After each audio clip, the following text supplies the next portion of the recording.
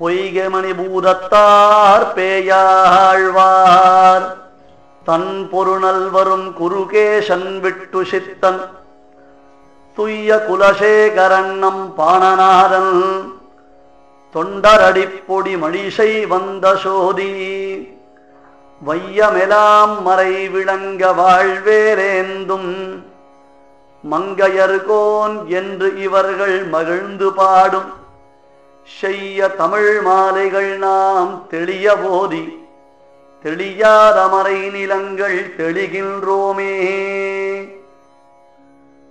கலயாமி கலித்வம்சம் கவிம் லோக திவாகரம் யஸ்ய கோபிः பிரகாசாபிः ஆவித்யம் நிஹதம் தமஹ வாழி பரகாலன் வாழி கலிகன்றி வாழி குறையலூர் வாழ்வேந்தல் வாழியரோ மாயோனை வாழ்வலியால் மந்திரங்குள் மங்கையர்கோன் தூயோன் சுடர்மானவேல் நெஞ்சுக்கிருள் கடி தீபம் அடங்கா நெடும் பிறவி நஞ்சுக்கு நல்ல அமுதம் தமிழ் நன்னூல் துறைகள் அஞ்சுக்கு இலக்கியம் ஆரணசாரம் பரசமய பஞ்சுக்கணலின் பொறி பரகாலன் பனுவல்களே எங்கள் கதியே ராமானுஷமுனியே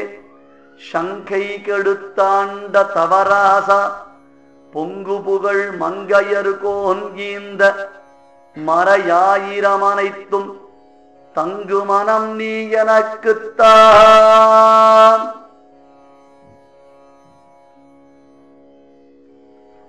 ஆழ்வார்களில் கடைக்குட்டி ஆழ்வாராகவும்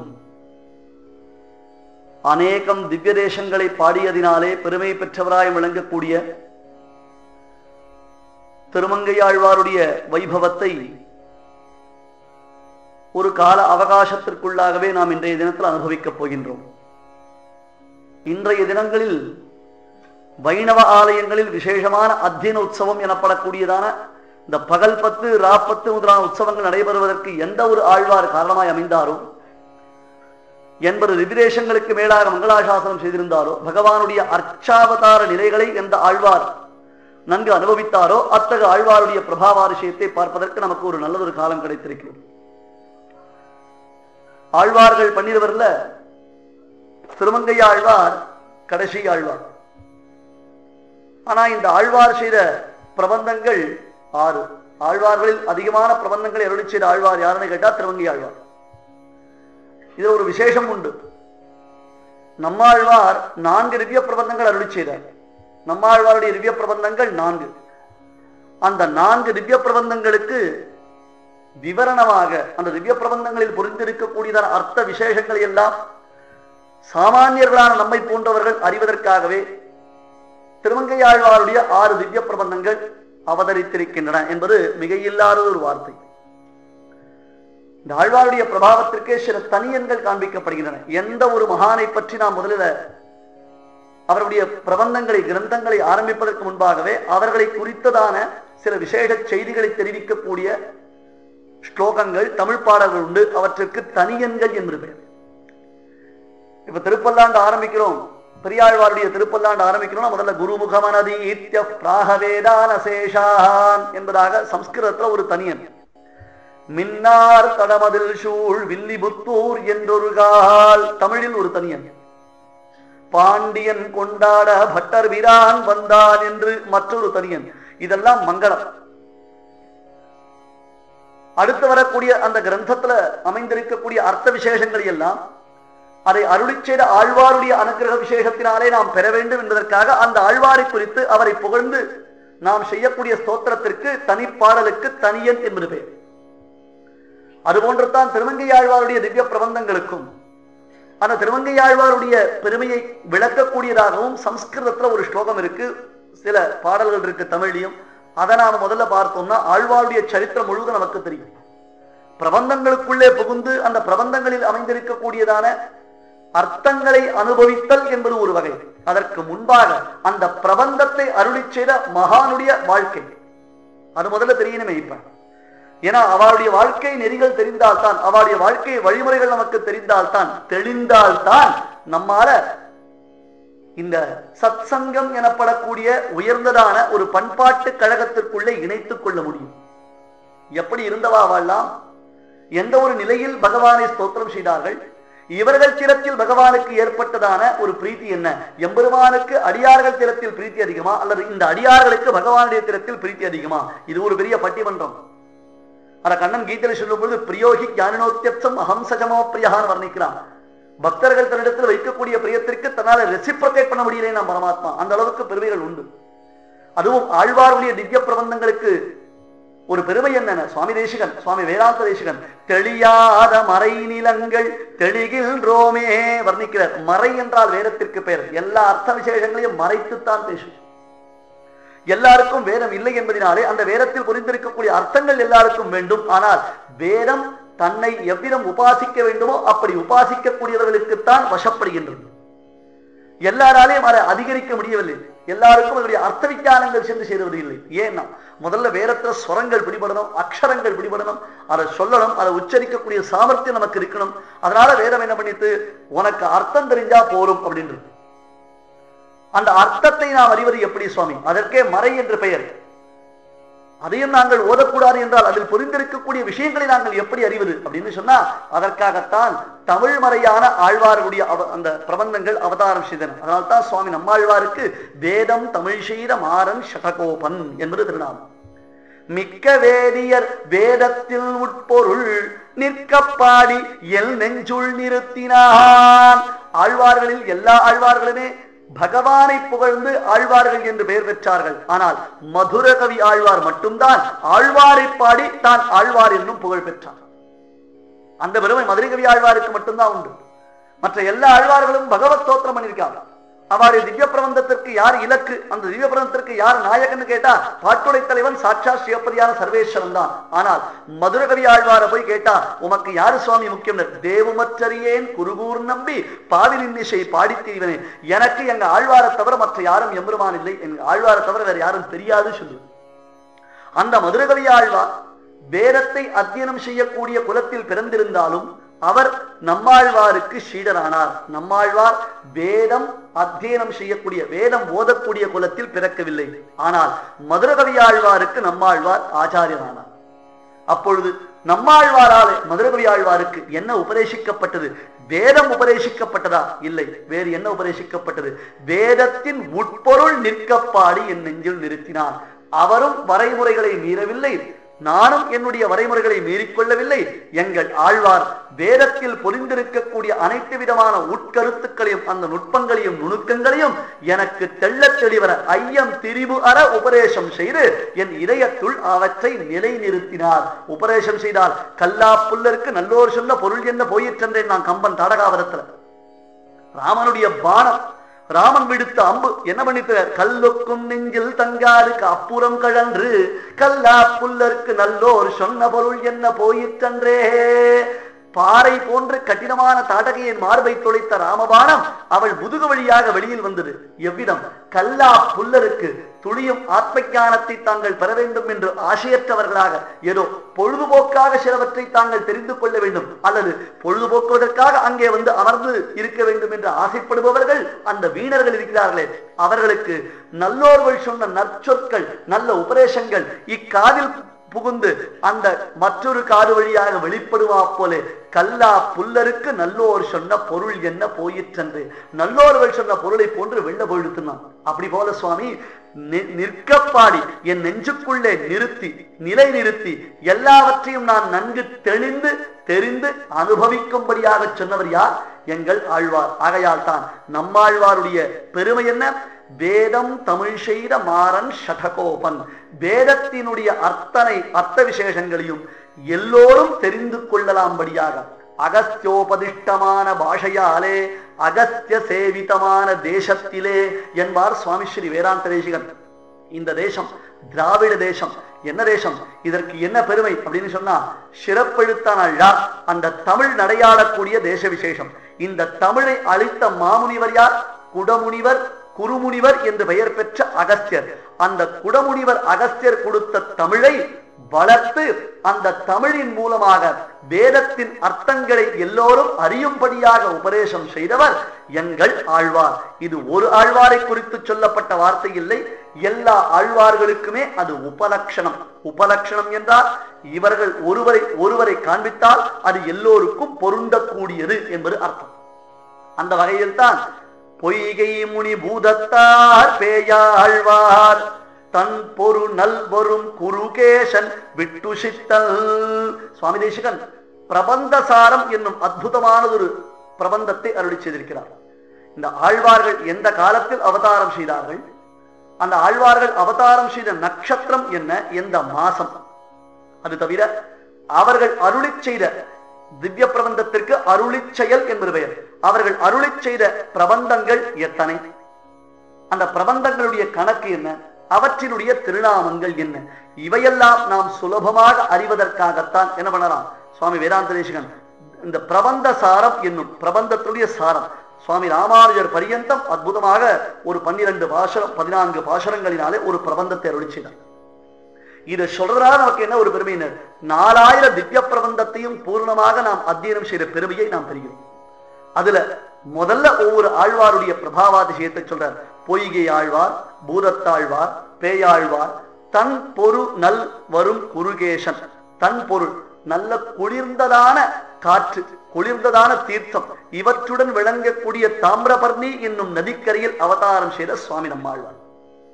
குருகாபுரி என்னும் க்ஷேத்திர விசேஷத்திற்கு தலைவராம் அவர். தன் பொரு நல் வரும் குருகேசன் விட்டு சித்தன். அடுத்தது விஷ்ணுவை தன் சித்தத்தில் வைத்திருப்பதினாலே அந்த பெரியாழ்வாருக்கு விஷ்ணு சித்தர் என்பது திருநாமம். அதே பெரியாழ்வாரை இவர் பெண் கொடுத்தவர் நம்முடைய மாமனார். ஆகையால் அடுத்து அடுத்து நமக்கு சீர் செய்ய வேண்டும் என்னும் மனோதிசயத்துடன் எம்பெருமான் இவரை நினைத்துக் கொண்டிருப்பதினாலே அவர் விஷ்ணு சித்தர். விஷ்ணுவின் சித்தத்தில் உறைபவர் என்பது பொருள். விஷ்ணுவை தன் சித்தத்தில் வைத்துக் கொண்டிருப்பவர் என்பது பொருள். குருகேசன் விஷ்ணு சித்தன். துய்ய குலசேகரன். மாசி மாசம் புனர்வசு நட்சத்திரத்தில் குலசேகர ஆழ்வாருடைய அவதாரம். ராமாவதாரத்தில் ஈடுபட்ட ஆச்சாரியர் அந்த ஆழ்வார். ராமாவதாரம்னா அப்படியே உயிரை விட்டுடுவார்.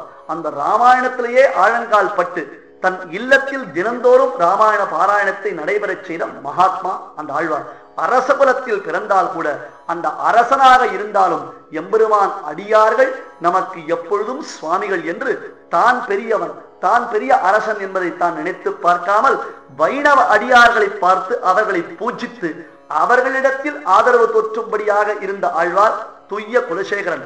ஒரு பொழுதும் வைணவ அடியார்கள் பிறர் சொத்தை களவு கொள்ள மாட்டார்கள், பிறருக்கு எந்த விதத்திலும் துன்பத்தை அவர்கள் விளைவிக்க மாட்டார்கள் என்று உறுதி தோற்ற அந்த வைணவர்களுக்கு ஏற்பட்ட அபவாதம் நீங்குவதற்காக கொடிய நஞ்சு விஷம் கொண்டதான பாம்பு இருக்கும் குடத்துக்குள்ளே தான் கைவிட்டு சபதம் செய்ததினாலே துய்ய குலசேகரன் என்று பெருமை பெற்ற ஆழ்வார்.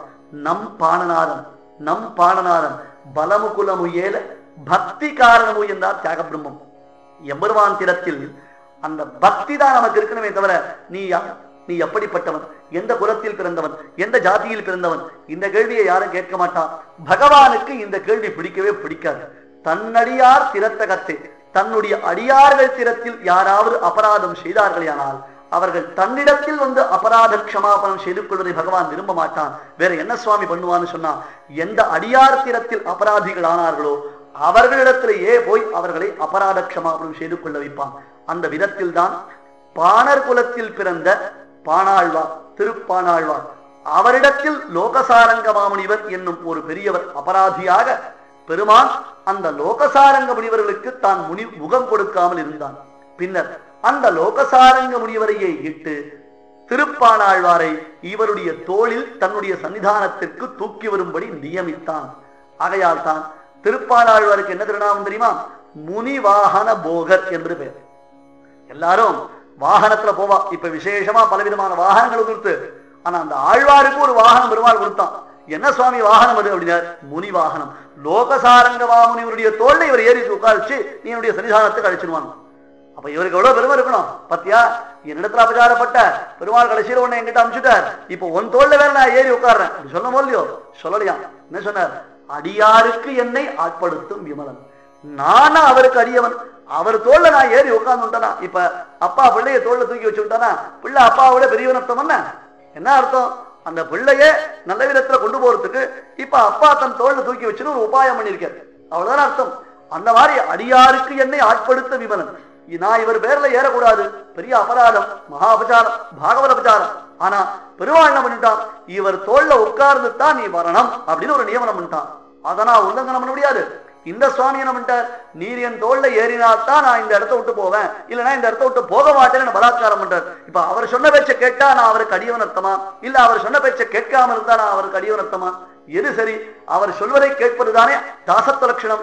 அந்த காரியத்தை தான் நான் பண்ணிருக்கனே தவிர இவர் கீழே இருக்கார், இவர் தோல்ல நான் ஏறி உட்கார்ந்துட்டேன் அப்படின்ற ஒரு மனோபாவம் எனக்கு துளியும் ஈஷத்தும் கிடையவே கிடையாதுன்னு ஆழ்வார் சொன்னாராம். அதனால்தான் அவர் லோகசாரங்க அந்த விசேஷமான முனிவாகன போகர்னு பேர் வச்சா அவருக்கு.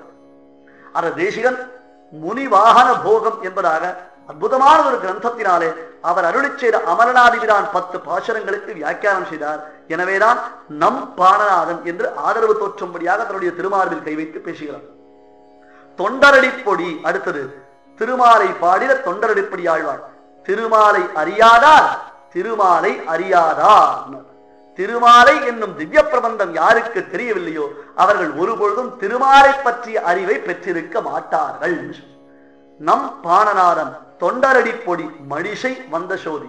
மழிசை வந்த சோதி இந்த பக்கத்துல சென்னைக்கு மிக அருகில் இருக்கக்கூடிய ஒரு திவ்ய கஷேத்திரம் திருமழிசை என்னும் திவ்ய கஷேத்திரம். அந்த திவ்ய கஷேத்திரத்தில் அவதாரம் பண்ணின ஆழ்வார் திருமழிசை ஆழ்வார். பக்திசாரர் என்பது அவருடைய பெயர். ஒரு சமயம் ஒரு சில பேர் யாகம் பண்ணினாலாம். அந்த யாகம் பண்ணச்சே இவர் அந்த பக்கமா போறார். இவருடைய காதுல வேத வாக்கியங்கள் விழக்கூடாதுன்னு அவ வேதத்தை சொல்றதை நிறுத்திவிட்டார். இப்படி ஒரு பெரியவர் திறத்தில் அபராதம் பண்ணதுனால என்ன பலன் உண்டாச்சினார், இவர்களுக்கு இவர்கள் சொன்ன வேதம் மறந்து போச்சு. ஐயோ என்னடா இது, இப்படி விட்ட இடம் தெரியலையே விட்ட இடம் தெரியலையே. இப்ப மாதிரி புஸ்தகம் இருக்கா, இல்ல ஐபாட் இருக்கா, இல்ல வரிசையா ரெக்கார்ட் பண்ணிட்டு இருக்காளா? ஒண்ணுமே கிடையாது. எங்க சொன்னோம் தெரியல, ஏதாவது முழிக்கிறார். உடனே ஆழ்வார் புரிஞ்சுட்டார், சரி நம்ம காதுல விழக்கூடாது, நமக்கும் வேதத்துக்கும் சம்பந்தம் இல்லை, அதனாலதான் இவன் நிறுத்திவிட்டா. நாமளும் விட்ட இடத்தை திருப்பி எடுத்து கொடுத்தோம்னு சொன்னா அவன் நிறுத்தினதற்கு நாம மதிப்பளிக்காமல் போயிடுறதா ஆயிடும் அப்படின்னு கீழே கடந்த ஒரு நெல் எடுத்தார். அந்த நெல்லை 2 கூறாக்கி காமிச்சார். கிருஷ்ணா விரீஹீனாம் நக நிர்பின்னம் என்பதாக வேதவாக்கியம். அந்த விரீஹினா நெல்லுக்கு பேர். அந்த நெல்லை நகத்தினால கிழிப்பது என்பது அர்த்தம். அப்படி கிழிச்சு காமிச்சார். இவர் சொல்லல, ஆனா என்ன நடந்தது, எந்த இடத்துல அவர்கள் நிறுத்தினார்களோ அதை இவர் எடுத்து காண்பிச்சார். ஆகையால் தான் அவருடைய பிரபாவம் தெரிந்தது. மேலும் இவர் சுதர்சன அம்சமா இருக்கிறதுனால இவர் பிரபாவத்திற்கு பல சரித்திரங்கள் சொல்லப்படுகின்றன. அதுதான் மழிசை வந்த சோதி என்பதாக வர்ணித்தார். இப்படி வரிசையா எல்லா ஆழ்வார்களும் சொல்லியாச்சு. இதுல பெரிய ஆழ்வார்னும் பொழுதே ஆண்டாள் அதுல அந்தர்கதம். நம்ம ஆழ்வார்னு சொல்லும் பொழுது மதுரகவி ஆழ்வார் காண்பிச்சார். இதுக்கப்புறம் வேற என்ன சுவாமினார், முக்கியமான ஒரு விசேஷனம். விசேஷம்னா ஆங்கிலத்துல நாம அட்ஜெக்டிவ்னு சொல்றோமோ இல்லையோ, அந்த விசேஷனம் வையமெல்லாம் மறை விளங்க வாழ்வேலேந்தும் மங்கையர்கோல் என்று இவர்கள் மகிழ்ந்து பாடுவோம். இன்றைய உபன்யாசத்தின் பாட்டுடை தலைவன் யார், இன்றைய கதாநாயகன் யார், நம்முடைய திருமங்கை ஆழ்வார். அந்த திருமங்கை ஆழ்வாருடைய பிரபாவத்தை சொல்லும் பொழுது தேசிகன் வையமெல்லாம் மறை விளங்க வாழ்வேல் ஏந்தும், உலகம் முழுவதும் நல்ல வேத சம்பிரதாயம் பரவும்படியாக வேதத்தில் பொறிந்திருக்கும் நுட்பமான விஷயங்களை எல்லோரும் தெரிந்து கொண்டு அதை ஆச்சரிப்பதற்காக, ஆச்சரணம் என்றால் அனுஷ்டானம், செய்முறைப்படுத்துதல் என்பது பொருள், நல்ல வழியில் எல்லோரும் செல்வதற்காக வேதத்தில் பொறிந்திருக்கக்கூடிய சாரதமான அர்த்தங்களை எல்லாம் உலகத்தவர் உணர்வதற்காக தன் கையில் ஒரு கையில் வாள் எனும் கத்தி, மற்றொரு கையில் வேல் எனப்படக்கூடிய ஈட்டி, இவை இரண்டையும் பிடித்திருக்கக்கூடிய மங்கையர்கோல் என்று மகிழ்ந்து பாடும் மங்கை, மங்கை மடம் என்னும் குறுநிலத்திற்கு அரசராய் விளங்கக்கூடிய சுவாமி எம் தலைவன் எம் தலைவன் என்று உலகத்தோர் புகழ்ந்து பாடும் ஆழ்வார்னர். என்ன சுவாமி இது, ஏதாவது ஒன்றாவது பொருந்துமா? கீழே இத்தனை ஆழ்வார்களை பத்தி சொன்னேன், நன்னா புரிஞ்சுது. பொய்கை ஆழ்வார், பூரத்தாழ்வார், பெய்யாழ்வார் எப்படி அவதாரம் பண்ணினான், திருமழிசை ஆழ்வாருடைய பிரபாவம் என்ன, அதை புரிஞ்சுட்டோம். நம்மாழ்வார் பற்றின சாதனைகள் அது ஒரு பெரிய உபன்யாசம், அதையும் புரிஞ்சுட்டோம். இப்படி விட்டு சித்தர்ன்றதுக்கு அர்த்தம் புரிஞ்சுது. இவர் நாடானா உலகத்துல எல்லாருக்கும் தர்ம நெறி தெரியணும், எம்பெருமானே எல்லாவற்றிற்கும் காரணபூதன் என்னும் அந்த வேத கொள்கை, வேதத்துடைய தத்துவார்த்தங்கள் புரியணும். அதுக்காக தன் கையில ஒரு கையில கத்தி ஒரு கையில ஈட்டி வச்சிருக்காருனா ஒருத்தராவது அவர்கிட்ட போய் நிப்பாளா? இப்ப ஆசிரியர்கள் உபதேசம் பண்றா, பள்ளிக்கூடத்துல ஆசிரியர் உபதேசம் பண்றா. அப்படி உபதேசம் பண்ணச்சு சற்றே கண்டிப்பான ஆசிரியர்களா இருந்தா என்ன பண்ணுவா? கையில ஒரு பெரம்பு வச்சிருப்பான். அந்த பையன் படிக்கலையோ, அந்த பையன் சரியா கவனிக்கலையோன்னா ஆசிரியர் அந்த பெரம்பால 2 தட்டு தட்டுவான். இப்ப ஆசிரியர்கள் கையில ஆயுதம் இருக்கிறது இல்ல, படிக்கிறவா கையில இருக்கு. ஆசிரியர்கள் எந்த காரியம் பண்ணக்கூடாது சொல்லி நிர்பந்தம் பண்ணி வச்சிருக்கா. நீ ஒண்ணும் பண்ணாத, அவன் மாடு உட்காந்துருப்பான், நீ வாடகை வந்து 10 நிமிஷம் எடுத்துட்டு போன்னு சொல்லிடுறான். அந்த மாதிரிதான் ஏதோ நீ பண்றியா பண்ணிட்டு உனக்கு இருந்தா சம்பளம் தான் வாங்கிட்டு போ, அதுக்கு மேல எதுவும் பண்ணாதேன்னு சொல்றாள் இல்லையோ. அந்த மாதிரி ஆசிரியருக்கு கண்டிப்பு உண்டு. அதற்காக ஒரு பெரம்பு வச்சிருப்பார், அதை வச்சுட்டு கண்டிப்பார். இவரனா ஒரு கத்தி ஒரு கையில ஈட்டி உட்கார், நான் உனக்கு உபதேசம் பண்றேன்னா யாராவது ஒருத்தராவது கிட்ட போய் உட்காருவாளா? இல்ல இதை வச்சு நீ ஒரு உபதேசம் பண்ணச்சே அது யாருக்காவது போய் ரீச் ஆகுமா? பயத்தினால பலவந்தத்தினால நாம ஒருத்தரை அனுசரிப்பது என்பது பிரயோஜனப்படாது. ஈடுபாடுன்றது நமக்கு சொதகா வரணும்.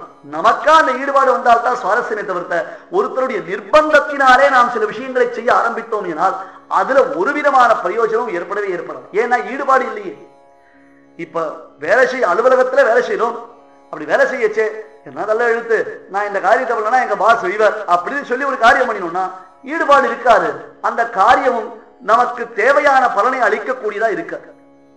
உண்மையிலேயே இது நம்முடைய ஒரு காரியம், நாம் இதை செய்ய வேண்டும், நாம் இதை செய்தால் நமக்கும் ஒரு பெருமை அப்படின்னு ஒரு ஈடுபாட்டோட தான் ஒரு காரியத்தை பண்றோம். அதுதான் ஒரு நல்லது, ஒரு சிறந்தது, ஒரு பலனை நமக்கு அளிக்கக்கூடியதா இருக்கு.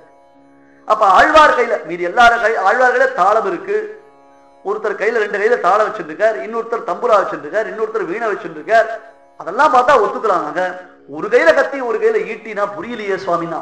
இந்த திருமங்கையாழ்வாருடைய சரித்திரத்தை நாம் பூரணமாக அனுபவித்தோமேனால் இவர் எதற்காக கையில் வேலையும் வாளையும் ஏந்தி இருக்கிறார் என்பதை நாம் உணரலாம். அதுதான் ஆழ்வாருடைய தனிப்பட்டதான ஒரு பெருமை. ஆங்கிலத்தில் சொல்றோமே ஸ்பெஷாலிட்டின்னு சொல்றோமோ இல்லையோ, அதுதான் ஆழ்வார்கள் கையில கத்தி இருக்குமானால் அது திருமங்கையாழ்வார் கையில கத்தி இருக்கும்.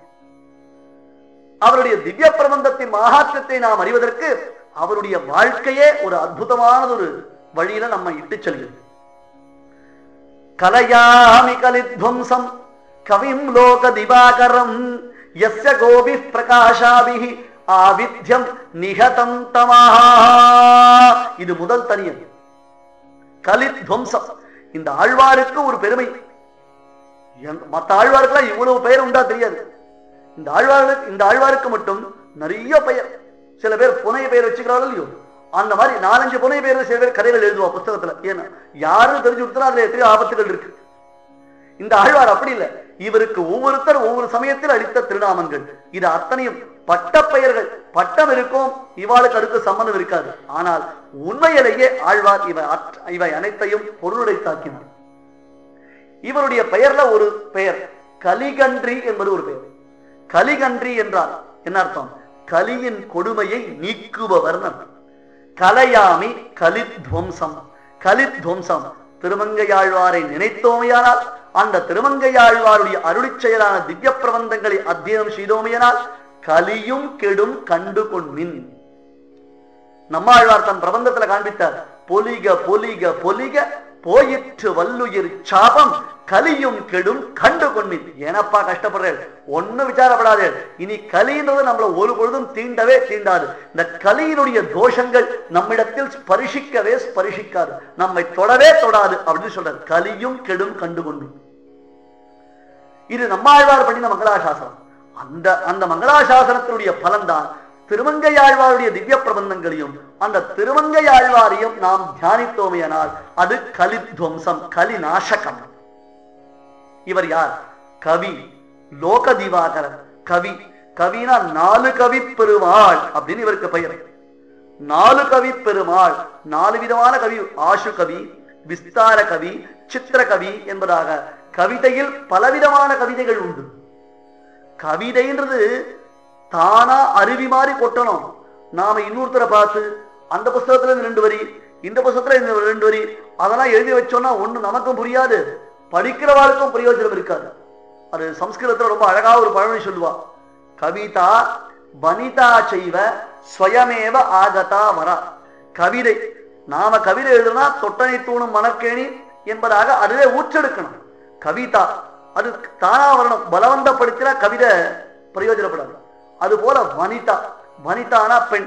நம்மீது காதல் கொண்ட பெண் தானாக நம்மிடத்தில் வரணுமே தவிர்த்து இந்த கவிதையை பலவந்தப்படுத்தினாலும் விரசமாயிடும், வனிதையை பலவந்தப்படுத்தினாலும் விரசமாயிடும். கவிதா வனிதா செய்வ ஸ்வயமேவ ஆகதா வர பலாத் ஆக்ரிஷ்யமானாசா சரசா விரசா பவேது. சரசமா இருக்க வேண்டியது விரசமா போயிடும் பால்வர்.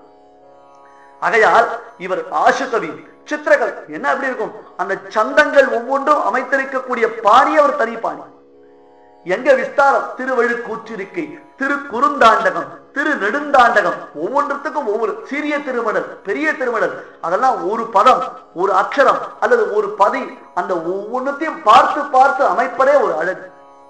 அந்த மடலுடைய அழகே அழகு.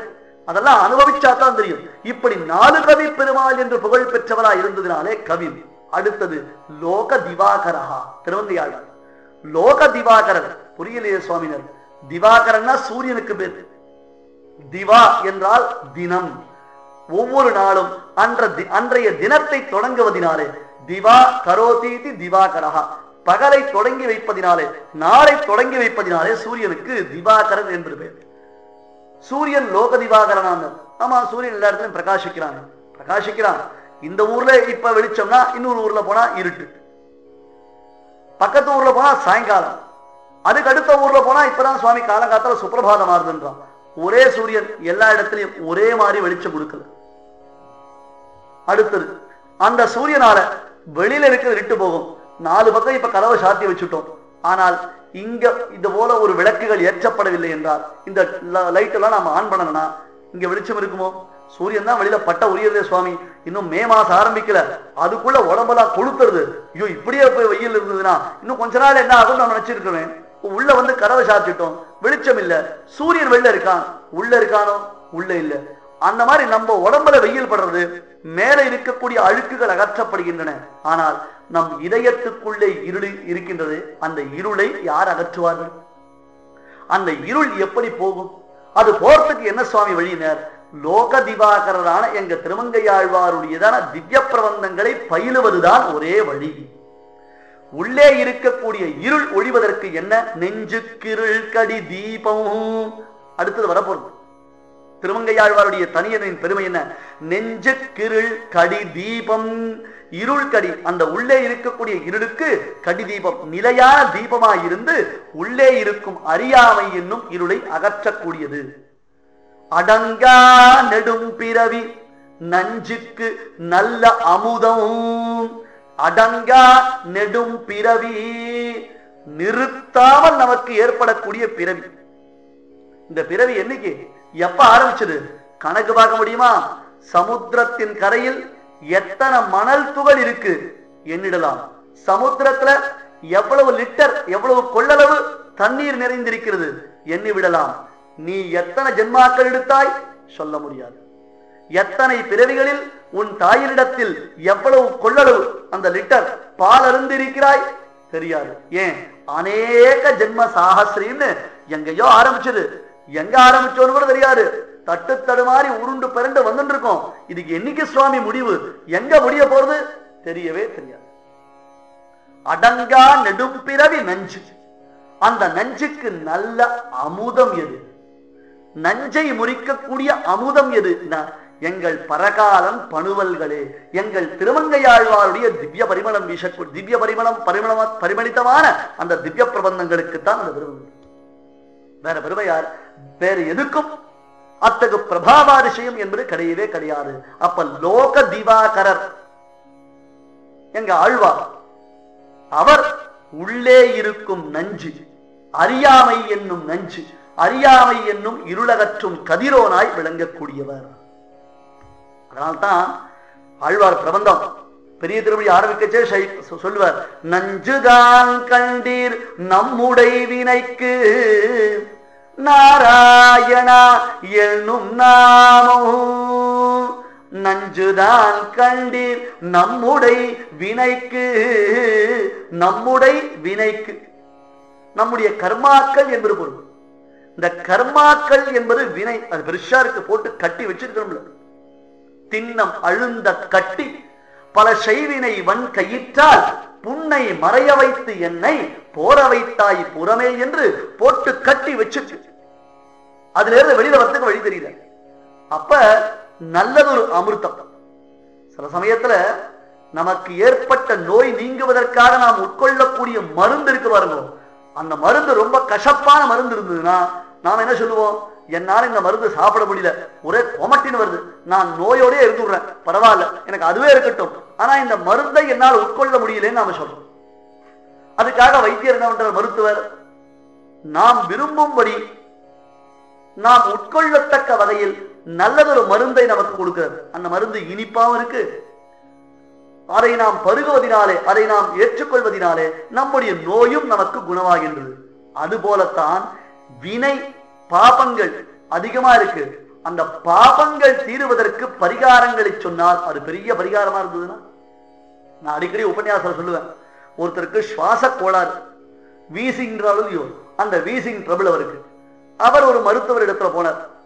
அந்த காலத்துல மருத்துவர்கள் என்ன பண்ணுவா, அவ வைத்தியமும் பண்ணுவா, கூடவே சில மந்திரங்களையும் சொல்லி அவளுடைய நோயை நிவர்த்தி பண்ணுவார் மந்திர சாஸ்திர பிரகாரம்.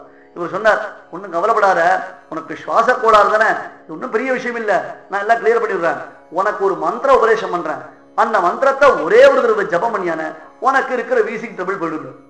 ஒரே சந்தோஷமும் இருக்கு. பின்ன சுவாமி ஒன் டைம் பேமெண்ட், ஒரே ஒரு தடவை இவர்கிட்ட மந்திரம் கத்துட்டா சரியா போச்சு, சுவாச கோளாறு நீங்களுமே. என்ன மந்திரம், சஹஸ்ர மாலா மந்திரம்னு பேரு, 1008 அக்ஷரங்கள் உடைய ஒரு மந்திரம். அந்த 1008 அக்ஷரங்கள் இருக்கிற மந்திரத்தை ஒரே ஒரு முறை மூச்சு விடாமல் சொன்னால் எல்லாம் சரியா போச்சு. அவ்வளவுதான், என்னாச்சு, எல்லாம் சரியா போச்சு. ஏற்கனவே இழுத்துட்டு போய் வந்திருக்கான், 1008 அக்ஷரங்கள் இருக்கிற மந்திரத்தை ஒரு தடவை நீ மூச்சு விடாம சொல்லுடான்னா இனிமே மூச்சு விடுறதுக்கு அவருக்கு பிரமேயமே இல்லையே, போய் சேர வேண்டியதானே. அதனால நாம் செய்ய வேண்டிய பரிகாரம் கடினமா இருக்கு, பலன் உண்டு சந்தேகம் இல்லை, ஆனால் பரிகாரம் கடினமா இருக்கு, மருந்து கஷ்டமா இருக்கு, கட்டுவா இருக்கு, மருந்து சாப்பிட முடியலன்னு நினைச்சுட்டோம்னா அதுக்காக தித்திக்கக்கூடிய மருந்தை அளிப்பதை போல அமிர்தமயமான பகவானுடைய திவ்யமான திருநாமத்தின் வைபவத்தை ஆழ்வார் காண்பித்தார். 8 எழுத்து, இந்த 8னால் எட்டாவது எதுவும் இல்லை இல்லையா, 8 தான் முக்கியம். ஏன்னா இப்ப நாம வண்டி ஓட்டுறதுக்கு லைசன்ஸ் வாங்கணும்னா கூட 8 தான் போட்டு காமிக்கணும். லௌகிகத்திலே பாருங்க, ஏன் அவன் ஒரு 7 போட சொல்லக்கூடாதா, ஒரு 6 போட சொல்லக்கூடாதா, 8 போட்டா தான் நமக்கு வண்டி கொடுக்குறாரு. இப்ப 8 போட்டா இங்க லைசன்ஸ், அதே 8 அஷ்டாட்சரத்தை சொன்னா பரமபரத்துக்கு லைசன்ஸ். அந்த லைசன்ஸை நம்ம ஆழ்வார் நமக்கு சொல்றது, பரமபரத்துக்கு நமக்கு லைசன்ஸ். நஞ்சுதான் கண்டீர் நம்முடைய வினைக்கு நாராயணா என்னும் நாமம். நாம் அமிர்தமயமாக பகவானுடைய திருநாமத்தை அனுபவிக்கிறோம், ஆனால் நம்முடைய வினைகளுக்கு அந்த வினைகளை ஒழிக்கக்கூடியது அமிர்தம்னா அது அமிர்தம் இல்ல, நஞ்சு. வினைகளுக்கு அமிர்தம் நஞ்சு. ஏன், அந்த வினையை ஒழிக்கிறதோ இல்லையோ, நம் உயிரை மாய்க்கக்கூடிய ஒரு விஷம் நமக்கு நஞ்சு, நம் உயிரை காப்பாற்றக்கூடியது எது, நமக்கு அமிர்தம். அதுபோல வினைகளை ஒழிக்கக்கூடியது, வினைகளை மாய்க்கக்கூடியது எது, பகவானுடைய திருநாமம். அந்த திருநாமம் வினைகளுக்கு நஞ்சு. நஞ்சுதான் கண்டீர் நம்முடைய வினைக்கு நாராயணா என்னும் நாம். ஆகையால் நமக்கு அமிர்தம், நம்முடைய வினைகளுக்கு நஞ்சு நாராயணா என்னும் நாமம்.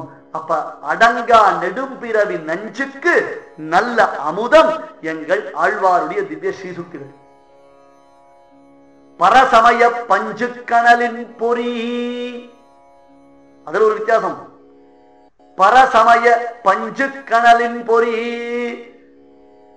என்ன அர்த்தம், நாராயணனே பரதெய்வம், நாராயணனே அகில ஜெகதாதாரன், அந்த நாராயணன் திருமகள் கேள்வனாய் விளங்குகிறான் என்பதை, இந்த சித்தாந்தத்தை மறுத்து கூறும் பிரதிவாதிகள் வந்தார்களேயானால் இவர் யார் தெரியுமா, பரகாலன். பரகாலன் என்பது இவருக்கு பெயர். அடையாறு ஷீயம், அரட்ட முக்கி, அரட்ட முக்கி, அரட்ட அமுக்கி, ரொம்ப பிடிவாரம் பண்ணி தாங்க சொல்றதையே சொல்லிட்டாள்னா, பிடிவாரம் பிடிச்சாள்னா அமுக்கி வச்சிருவார் ஆழ்வார், அவளை தலை தூக்க விட மாட்டார். பரகாலர். இவர் கையில கத்தி எடுத்த சமயத்துல எந்த விதத்தில் சத்ருக்களுக்கெல்லாம் சிம்ம சொப்பனமாய் இருந்தாரோ அது போன்று கையில் எழுத்தாணி பிடித்த பொழுதும் பரவாதிகளை எல்லாம் புறமுதுகிட்டு ஓடும்படியாக செய்தவர் தன்னுடைய வாரத்திறமையினாலே. பரசமய பஞ்சு கணலின் பொறி, அந்த பஞ்சு கூட்டமா பரவாதிகளுடைய வாதத்திரர்கள், அந்த பஞ்சு திரளை பத்த வைக்கக்கூடிய நெருப்பு எது, எங்கள் பரகாலம் பனுவல்களே.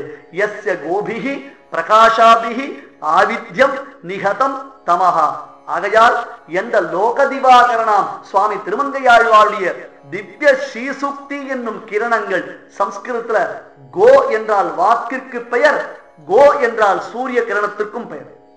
ரொம்ப அழகான பதம் சம்ஸ்கிருதத்துல. கோ அப்படின்னா அர்த்தம் சூரிய கிரணம். அதுக்கு பல அர்த்தங்கள் உண்டு. பூமிக்கும் கோனு பேரு, பசுவுக்கும் கோனு பேரு, எத்தனையோ அர்த்தங்கள் உண்டு.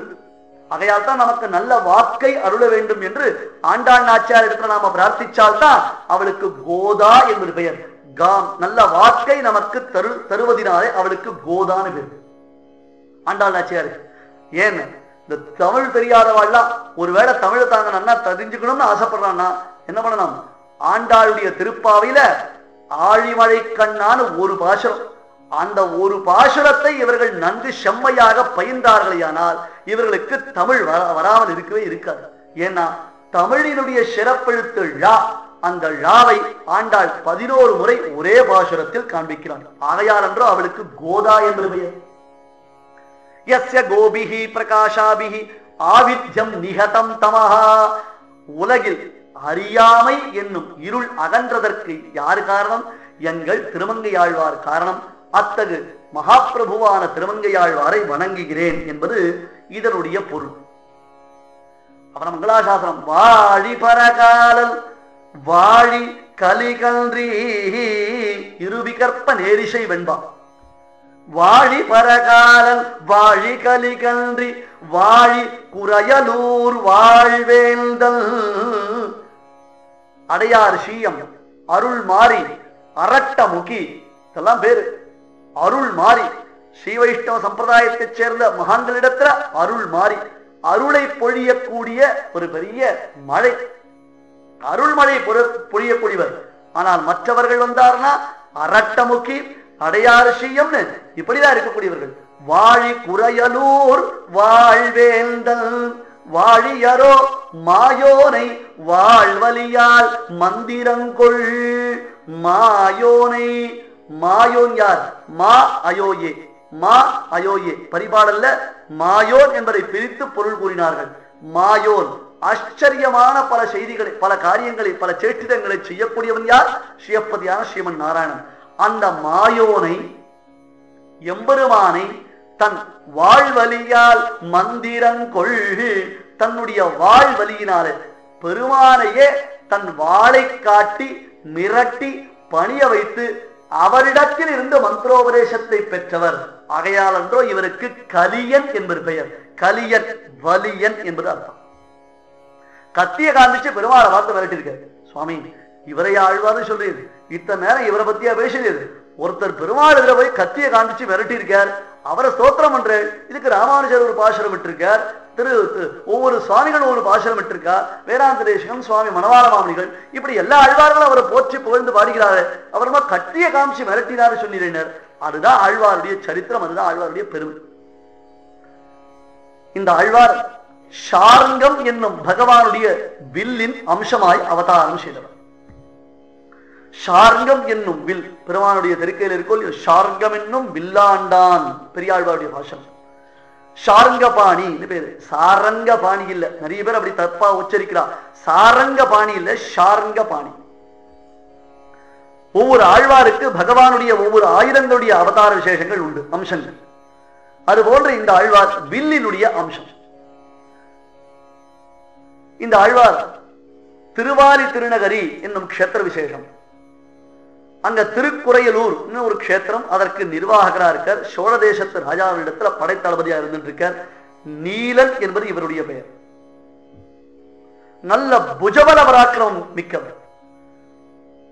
சத்ருக்களை எல்லாம் தன்னுடைய தோல் வலிமையினாலே வெற்றி கொள்ளக்கூடிய பெருமை மிக்கவர். ஆகையால் தான் அரசனுக்கு இவர் பேர்ல அபிமானம் அதிகம்.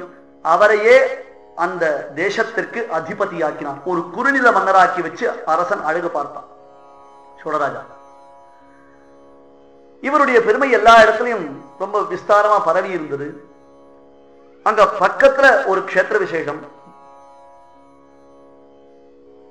அதுல ஒரு பெண் அவதாரம் செய்தாள்.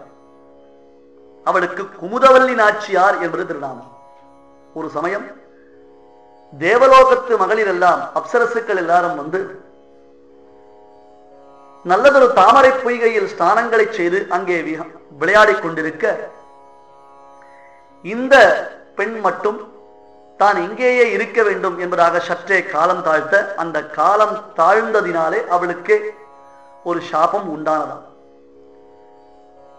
அவள் ஒரு பருவ மங்கையாக அந்த குளக்கரையிலேயே நின்ற பொழுது ஸ்ரீ வைஷ்ணவ மருத்துவர் ஒருவர், வைத்தியர், அந்த பக்கமாக வந்தார். இப்பெண்ணை பார்த்தார். இவளை பற்றி விசாரிக்க இவள் நாணத்துடன் தலை கவிழ்ந்திருந்து, நான் உமக்கு பெண்ணாகும் பாக்கியத்தை பெற்றிருக்கிறேன் என்று விண்ணப்பித்தார். இதனால் மகிழ்ந்த அவரும் குமுத மலர் கொய்து கொண்டு அந்த குமுத மலருடன் இவள் நின்றதினாலே இவளுக்கு குமுதவல்லி நாச்சியார் என்று திருநாமம் விட்டு தன் மகளாகவே வளர்த்து வந்தார். இந்த குமுதவல்லிக்கு ஆடல் பாடல் எல்லா விதத்திலும் தேர்ச்சி உண்டு. அதுவும் அழகுன்னு அப்படி ஒரு அழகு. தேவலோகத்து பெண்ணே கீழே இறங்கி வந்துட்டாங்கன்னா எப்படி இருக்கும்? இப்ப சாதாரணமா இவா எல்லாமே நம்மள தங்களை தேவலோகத்து பெண்கள் அணைச்சிக்கிச்சே. ஒரிஜினலா தேவலோகத்திலிருந்தே ஒரு பெண்மணி வந்திருக்கா. அவள் எவ்வளவு அழகா இருப்பா. இவளுடையதான ரூபலாவண்யங்கள், அவளுடைய குணங்கள், அதை விட முக்கியமானது பண்பு, குணம் இருக்கணுமே. அழகு இருந்தா போருமா? அழகு இருந்தா போருமான? அது பிரயோஜனம் இல்லை. இப்ப எல்லாரும் அதுக்கு ஆசைப்படுறான். அதுக்குன்னு ஒரு பாங்கு இருக்கணுமே, பணிவு இருக்கணுமே. அந்த பெண்ணிடத்துல எல்லாம் பூர்த்தியா இருக்கு. ஒரு 4 பேர் வந்துட்டு போறவா விறுவிறுப்பாளா ராஜா ஒருத்தர் அவர் காதல போட்டு வைக்கலாம் இந்த சமாச்சாரத்தான். சுவாமி, உனக்கு கல்யாணம், உனக்கு எல்லா விதத்திலும் ஏற்றவள் அந்த குமுதவல்லி தான் தோன்றது. இவருக்கும் அந்த பெண்ணை பார்க்கணும் பார்க்கணும்னு ஆசை. அந்த பெண்ணை இன்னும் பார்க்கல, பார்க்கறதுக்குள்ள ஆசைப்பட ஆரம்பிச்சுட்டார். இருந்தாலும் பார்க்கணும் பார்க்கணும்னு ஆசை வந்தது. ஒரு நாள் அவருடைய தந்தையார் இடத்துல போனார். இந்த மாதிரி உன் பெண்ணை நான் கல்யாணம் பண்ணிக்கணும் ஆசைப்படுறேன். நேரடியாக கேட்டுவிட்டார். ராஜாவல்லியோ அவருக்கு யாரை பார்த்து பயப்படணும்? என்ன தயக்கம் இருக்க? ஒரு தயக்கமும் இல்லை. ரெண்டாவது என்னென்ன, இவர் போற வழி சரியான வழியா இருக்கச்சே நாம யாரை பத்தி கவலைப்பட வேண்டிய அவசியம் இல்லை. ருக்மிணி சந்தேசத்துல சொல்லுவா, நியாயே மார்கே கலு விசரதாம் ஹ்ரீஹீக்வ பீதிஹீக்வ. நியாயமான வழியில போகக்கூடியவன் யாரை பார்த்தும் வெட்கப்பட வேண்டிய அவசியம் இல்லை, யாரை பார்த்தும் பயப்பட வேண்டியது. இவா பார்த்துருவாளோ, இவா நம்மளை பத்தி நினைச்சுப்பாளோ, இவா கேட்டுவிடுவாளோ, இவா கேட்காதவாளோ, நமக்கே அதை பத்தி விசாரம். நாம் செல்வது நல்ல நியாயமான வழியா இருந்தா கவலைப்பட வேண்டாம். இவருக்கு அந்த பெண்ணிடத்துல கல்யாணம் பண்ணிக்கணும்னு ஆசை. தன்னுடைய விருப்பத்தை அவருடைய தந்தையிடத்துல போய் விண்ணப்பித்தார். அவர் சொன்னார், எனக்கும் ரொம்ப சந்தோஷம்ப்பா, உன்னை போல ஒரு நல்ல ஒரு பெண்ணை கிடைக்க மாட்டான் என்னுடைய பெண்ணுக்கு. ரொம்ப சந்தோஷமா தான் இருக்கு. ஆனால் வேறு விஷயம் என்னன்னா, இதுல என்னுடைய பெண்ணின் விருப்பமும் அடங்கி இருப்பதினாலே அவளை கலந்து ஆலோசிக்காமல் நான் வாக்குறுதி கொடுக்க முடியாதுன்னு சொல்லிட்டேன். நல்ல விவரமான தந்தை இல்லையா? பெண்ணினுடைய விருப்பத்திற்கு மதிப்பளிக்க வேண்டும் என்பதை பூர்ணமாக உணர்ந்திருக்கிறார் அந்த தந்தை. எனக்கு ஒண்ணும் இல்ல, நீ அவளை கேட்டுக்கோ, அவ சரின்னு சொன்னா நான் கல்யாணம் பண்ணி தரேன். அந்த பெண்ணை போய் கேட்டார், அம்மா என்னை கல்யாணம் பண்ணிக்கணும்னு உனக்கு ஆசையா, பண்ணிக்கிறியான்னு. அவ சொன்னா, சுவாமி, எனக்கு எல்லா விதத்திலும் தகுந்தவர் நீர்தான் என்பதில் சந்தேகமே இல்லை. ஆனால் உம்மிடத்தில் வீரம் இருக்கிறது, செல்வம் குவிந்திருக்கிறது, நல்ல பராக்கிரமம் இருக்கு. உங்க பார்த்தா எல்லாரும் பயப்படுறான், சந்தோஷமா இருக்கு. உமக்கு இந்த அளவுக்கு ஒரு பவர் இருக்கிறத பார்த்தா சந்தோஷமா இருக்கு. ஆனால் உம்மிடத்தில் வைஷ்ணவத்துவம் இல்லையே என்று அவள் தெரிவித்தாள். என்ன பொருள்? வைஷ்ணவத்துவம் இல்லையேனா வைணவ இலட்சினைகளை ஒருவன் பெற்றால் தான் அவன் வைஷ்ணவ இணைகிறான். ஒவ்வொருத்தர் எந்த குலத்தில் வேணா பிறக்கலாம். ஆனால் அவர்கள் வைணவர்கள் என்பதற்கு என்ன அடையாளம்? தீயில் பொலிகின்ற செஞ்சுடராழி திகழ் திருச்சக்கரத்தில் கோயில் பொறியாலே ஒற்றுன்று நின்று குடிகுடியாச் செய்கின்றோம். பெரியாழ்வார் வர்ணிப்பார். ஸ்ரீ வைஷ்ணவன் என்பதற்கு அடையாளம் என்ன? யாருக்கு வேணா ஸ்ரீ வைஷ்ணவத்துவ சித்தி உண்டாகலாம். அதுக்கு பேசிக் குவாலிபிகேஷன் என்ன? சுவாமி தேசிகன் சாதிப்பார். பலவிதமா பிரமாணங்களை நம்ம பெரியவாள் எடுக்கிறார். பசுஹு மனுஷ்யா பக்ஷிவா, எல்லாருக்கும் வைஷ்ணவத்துவம் உண்டு. ஒரு பசுமாட்டுக்கு உண்டு, ஒரு நாய்க்கு உண்டு, ஒரு பூனைக்கு கூட உண்டு, ஒரு யானைக்கு உண்டு, ஏன் கொசுவுக்கு உண்டு, ஒரு புறாவுக்கு உண்டு, ஒரு காக்காவுக்கு உண்டு. என்ன வந்தார்? அவர்கள் வைணவ அடியார்கள் என்பதற்கு இலட்சணைகளை பெற வேண்டும். சங்க சக்கரங்கள், சசங்க சக்கர லஞ்சன சதுர்துவகுன்ற மண்டிதஹான்னு ஒரு வைணவனுடைய திருமேனியை பார்த்தாலேயே அடடா இவர் வைஷ்ணவர் என்பதை நாம் நன்கு அறியலாம். அவருடைய திருமேனியில் துலங்கக்கூடிய இலட்சினைகள், அந்த அடையாளங்கள் நமக்கு புலனாகும். எனவே சுவாமி, நீர் வைஷ்ணவனானால் தான் உண்மை நான் கல்யாணம் செய்து கொள்வேன். யாராவது எந்த பெண்ணாவது சொல்லுவாளா? இப்ப அந்த வைஷ்ணவ அடையாளங்களை பார்த்தாலே நிறைய பெண்கள்லாம் இப்ப ரிஜெக்ட் பண்ணிடுறாங்க. இவர் ரொம்ப ஆர்த்தடாக்ஸ் போல இருக்கு, we are in 25th century, நாங்க இந்த மாதிரி பிள்ளைய கல்யாணம் பண்ணிக்க மாட்டோம் இப்ப ரிஜெக்ட் பண்றான். ஆனா குமுரவல்லி கண்டிஷன் போட்டா, அது கூட லவ் மேரேஜ் தான், என்ன புரிஞ்சுக்கோங்க. குமுரவல்லிக்கும் இவர் பேர்ல பிரியம் உண்டு, இவரும் அந்த பெண்ணை ஆசைப்பட்டிருக்கார், சரியான விதத்துல அந்த பெண்ணை அணுகினார், அவர் தந்தை அணுகினார், அவர்களும் இசைந்தார்கள். ஆனா அந்த பெண்ணு போட்ட கண்டிஷன் என்ன? நீ டேபிளுக்கு எவ்வளவு மேல எவ்வளவு வாங்குற, டேபிளுக்கு கீழே எவ்வளவு கை நீட்டுற, அதெல்லாம் அந்த பெண்ணு கேட்கல. அவ சொன்னா, உமக்கு வைஷ்ணவத்துவம் வேணும், நெத்தியில ஒரு திருமண் கூட இட்டுக்கலையே சுவாமி, நீ உண்மை நான் அப்படியே கல்யாணம் பண்ணிக்க முடியும், எனக்கு இந்த பூஜை புனஸ்காரம் ரொம்ப பிடிக்கும், கோவிலுக்கு போய் பெருமாளை சேவிக்கிறது பிடிக்கும், இதெல்லாம் இல்லைன்னா உண்மை நான் கல்யாணம் பண்ணிக்க மாட்டேன். ரெண்டாவது முக்கியமானது என்ன தெரியுமா?